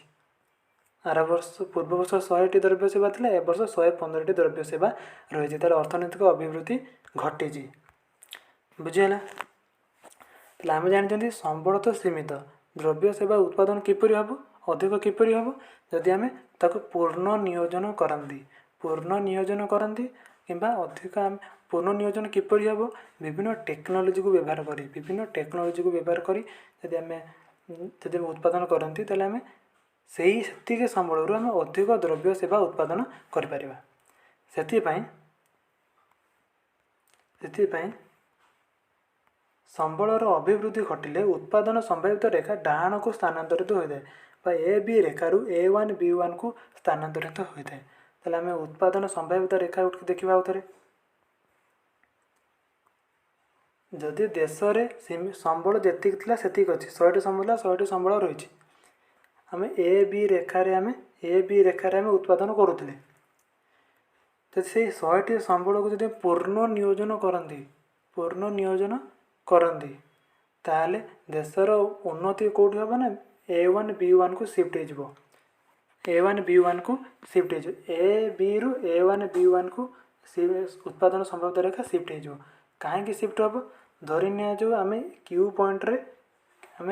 ପଏଣ୍ଟରେ ଉତ୍ପାଦନ କରୁଛନ୍ତି, ଏଠି OD ଆମାଉଣ୍ଟର ମୋଟର ଗାଡ଼ି, OH ଆମାଉଣ୍ଟର ଲୁଗା ଉତ୍ପାଦନ କରିପାରୁଛନ୍ତି। ଯଦି ଆମେ ପୂର୍ଣ୍ଣ ନିୟୋଜନ କରନ୍ତି, ସମ୍ବଳର ପୂର୍ଣ୍ଣ ନିୟୋଜନ କରନ୍ତି ବା ସେଇ ସୀମିତ ସମ୍ବଳରୁ ଯେତିକି ଉତ୍ପାଦନ ହେଉଥିଲା ତା'ର ଯଦି ଆମେ ଅଧିକ ଉତ୍ପାଦନ କରନ୍ତି, ତାହେଲେ କ'ଣ ହେବ ନା ଯେଉଁ ମୋଟର ଗାଡ଼ିର ଉତ୍ପାଦନ ଏଇଟିକି ବୃଦ୍ଧି ହୋଇଯିବ। ଏଇଟାକୁ ଆମେ I ପଏଣ୍ଟ ଦେବା, ଏତିକି ବଢ଼ିଯିବ। ଆଉ ଲୁଗା ଉତ୍ପାଦନ Gରୁ Jକୁ ପଳେଇ ଆସିବ। ଆଉ ଏଠି ଆମେ କ୍ଲିଅରଲି ଦେଖିଦେବା,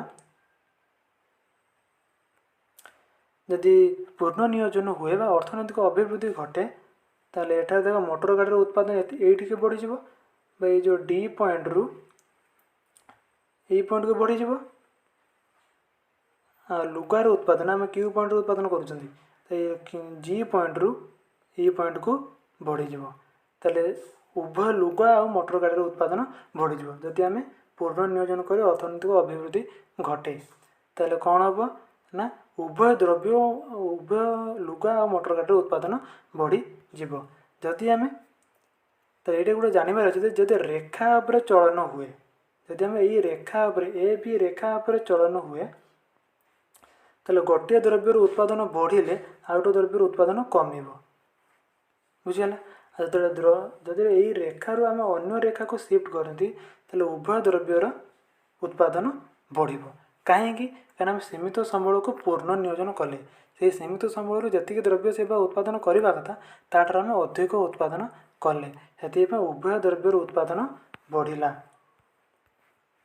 अधिक उभय द्रव्यर उत्पादन बढ़ला तो उत्पादन संभाव्यता रेखार शिफ्ट जापारे किपर शिफ्ट हेल्ले कौन हम तो यह हूँ अर्थनीतिर अर्थव्यवस्थार केंद्रीय समस्या बढ़ी जहाँ गोटे इंपोर्टाट क्वेश्चन तुम ये क्वेश्चन निश्चय आसीपे ए वर्ष तुम क्वार्टर एग्जाम यही क्वेश्चन टी पकई पारती से भल भाव यहाँ पढ़ी नब जब किसी डाउट रही जाए तो कमेंट मध्यम जनपर कि व्हाट्सअप ग्रुप लिंक दिखाई से लिंक को क्लिक कर व्हाट्सअप ग्रुप एड हो पार और सेठारे पचारि पार तो आज ये विदाय जय हिंद जय भारत।